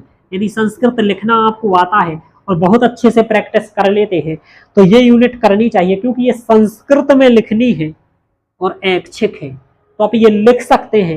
यानी कि 7वीं यूनिट को छोड़ करके आप 8वीं भी लिख सकते हैं, या फिर 8वीं छोड़ करके 7वीं लिख सकते हैं। जो आपको लिखना हो वो लिख सकते हैं। तो अपठित गद्यांश के लिए आपको क्या करना पड़ेगा? इसके लिए यही है कि आपको संस्कृत लिखना सीखना पड़ेगा, अनुवाद सीखना पड़ेगा। अनुवाद सीखने के लिए आप खुद से अनुवाद सीखना बहुत आसान नहीं है, आप किसी की सहायता से अनुवाद सीख सकते हैं। यूट्यूब वगैरह पर भी आप देख सकते हैं, या जहाँ भी कोचिंग आदि की आप करें तो वहाँ से भी सीख सकते हैं। मैं अपने विद्यार्थियों को अनुवाद खुद सिखाता हूँ और फिर ये प्रैक्टिस करवाता हूँ जिसको ये करनी होती है, और जिनको नहीं करनी होती है वो साथ भी आराम से धूमधाम से करते हैं, क्योंकि इसको करने में टाइमिंग की समस्या आएगी यदि आपको संस्कृत अच्छी नहीं आती है। संस्कृत सीखना बहुत ज़्यादा जरूरी है, और मैं पूरा कहूँगा कि कंप्लीट भी यदि अच्छे नंबर आपको लाना है तो भी आपको संस्कृत सीखनी ही पड़ेगी, और वो मैं सिखाता हूँ, ध्यान रखिएगा। इस तरीके से प्रथम पेपर की 8 यूनिटों के बारे में हम लोगों ने आज चर्चा की, और आज मुझे लगता है इतनी चर्चा पर्याप्त है, क्योंकि लेक्चर काफी बड़ा हो गया है। इसके बाद जो चर्चा होगी हम लोग अगले लेक्चर में करेंगे, और उसमें हम लोग बहुत डिटेल्स में इसी तरह की भांति सेकंड पेपर की भी चर्चा करेंगे। संस्कृत के लिए उसकी बुकें भी क्या चाहिए, जैसे यहाँ मैंने बुकें बताई हैं वहां बुकें बताऊंगा। लेकिन आप लोग कह रहे होंगे कि आपने ये कुछ नहीं कहा कि ये बुक परफेक्ट है, तो देखो झूठ नहीं बोलते मुझसे बनता है। मैं कह दूं कि ठीक है परफेक्ट है ले लो, और नहीं हुआ तो आप मुझे गाली दोगे, इसलिए मैं पहले ही कह दूं कि भाई परफेक्ट नहीं है यूपीएससी के अकॉर्डिंग, हाँ लेकिन उपयोगी है, यदि आप उपयोग करना चाहें तो कर सकते हैं, ठीक है। और इन्हीं अकेली बुकों से भी काम नहीं होगा, इसके अलावा आपको किसी की सहायता चाहिए होगी, इसके अलावा आपको कुछ करना होगा। इन सबसे अच्छा है कि आप बेहतर तरीके से बैच लें मेरा, और बैच के साथ आप एक एक यूनिट के लेक्चर्स कवर करके मुझसे एक एक यूनिट का टेस्ट लिखें, उसके मॉडल आंसर देखें, उसकी चेक कॉपी देखें, और जो कुछ भी जरूरत पड़ती है मेरे साथ चर्चा करें। अब इतनी मेहनत आप खुद सोचो कोई करेगा आपके साथ तो फीस तो ले गई, और लेना भी चाहिए, क्योंकि संस्कृत के लिए और इतनी मेहनत करना बहुत बड़ी बात है। तो ठीक है मित्रों, मैंने अपनी तरफ से सब कुछ अच्छे से बताने का प्रयास किया, और ये भी प्रयास किया कि आपको सब कुछ बुकें सहित भी बता दूं, सब कुछ मैंने बुक वगैरह भी आपको बताया है, कैसे क्वेश्चंस बनते हैं वो बताया है, कैसे कवर करना वो बताया है। सिलेबस में फर्स्ट पेपर में जो गलती है तीसरी और चौथी यूनिट को लेकर के, इसका सिलेबस अलग अलग नहीं कर रखा है ये बताया है, कौन सी यूनिटें अनिवार्य है वो बताया है, कौन सी यूनिटें अटेम्प्ट करना चाहिए वो बताया है। मेरे अकॉर्डिंग यूनिट पहली और पांचवी तो अनिवार्य सबको करनी ही है, इसके अलावा कौन करनी चाहिए, तो मेरे अकॉर्डिंग दूसरी यूनिट भाषा विज्ञान वाली करनी चाहिए, ये वाली यूनिट। इसके अलावा आपको दर्शन वाली यूनिट करनी चाहिए, और दर्शन वाली यूनिट तैयार करेंगे तो 7वीं यूनिट स्वतः तैयार हो जाएगी, यानी कि 7वीं यूनिट करनी चाहिए। तो 1 2 3 4 और 5, ये 5 यूनिट आपको करनी चाहिए, जिनको बहुत ज्यादा संस्कृत नहीं आती है और सामान्य बैकग्राउंड से है। जिनको संस्कृत अच्छी आती है वो क्या कर सकते हैं, वो 7वीं यूनिट की जगह 8वीं यूनिट अपना सकते हैं और पढ़ सकते हैं, 8 भी कर सकते हैं। जिनको लगता है कि मुझे साहित्य बहुत अच्छा आता है और ये सब टॉपिक्स में तीसरी और चौथी यूनिट के क्वेश्चन बहुत अच्छे से कर सकता हूँ, उसको दूसरी यूनिट छोड़ देना चाहिए, फिर वो पहली करे, तीसरी चौथी यूनिट करे, 5वीं यूनिट करे, और एक यूनिट यहाँ से कोई कर ले, 8वीं कर ले, ठीक है। तो ये है, दर्शन छोड़ दे, कई लोग छोड़ते हैं दर्शन, लेकिन भाई कभी कभी क्या होता है एक दर्शन का क्वेश्चन 5वीं में भी आ जाता है, तो दर्शन थोड़ा बहुत तो पढ़ना ही आपको पड़ेगा, इस तरीके से ध्यान रखो। तो आप ये भी साहित्य वाली भी यूनिट अटेम्प्ट कर सकते हैं, लेकिन मैं जो सजेस्ट करता हूं मैंने बता दिया, पहली दूसरी छठवीं, पहली दूसरी 5वीं 6वीं 7वीं और 8वीं, ये 6 यूनिट तैयार कर लेनी चाहिए। 6 में से 5 आप अटेम्प्ट कर दें। यदि आपको 6वीं कठिन लगती है तो आप इसको छोड़ के 7वीं और 8वीं कर लीजिए पेपर में, और यदि आपको 8वीं कठिन लगती है, पैराग्राफ कठिन आ जाता है, तो दूसरी 6वीं और 7वीं कर लीजिए आप, ध्यान रखो। इस तरीके से आप कर सकते हैं, और वैसे तो कंप्लीट ही तैयार करके जाइए 8 यूनिट, जो अच्छा लगे वो करिए, लेकिन 8 यूनिटें करने की कोई जरूरत नहीं है। 6 यूनिटें भी बहुत अच्छे से करके जो विद्यार्थी जाते हैं वो अच्छा करते हैं, वो नंबर भी लाते हैं। 1 यूनिट एक्स्ट्रा में करके रख लेना चाहिए, जैसे कि कभी एक आध को यूनिट में लगा के इसका क्वेश्चन नहीं बन रहा है तो अब दूसरी पर शिफ्ट हो जाओ, ऐसा कर सकते हैं। तो मैंने अपने तरफ से पूर्ण ठीक तरीके से पढ़ा दिया है। आप लोग बताइएगा कैसा लेक्चर रहा, और क्या मुझे सेकंड पेपर का ऐसा लाना चाहिए या नहीं लाना चाहिए, कमेंट में बताइएगा जो भी देखें, और उसको अच्छे से देखिए और जो भी चाहते हैं कि आपको तैयार करना है, वो आप अच्छे से गाइडेंस में करना चाहते हैं, तो आप आराम से मेरे साथ कर सकते हैं तैयार। मैं आपके लिए सहायता कर सकता हूँ। फीस वगैरह तो लगेगी, लेकिन बेहतर तैयार हो जाएगा, अच्छे से हो जाएगा। बाकी मैंने तरीका बता दिया है। आप सेल्फ भी करना चाहें तो ये सब बुक्स मंगा करके और अपनी अच्छे से मेहनत करके खुद भी तैयार कर सकते हैं। तो करिए, नहीं कर पाते हैं फिर मेरे से सहायता ले लीजिएगा। ठीक है मित्रों, धन्यवाद।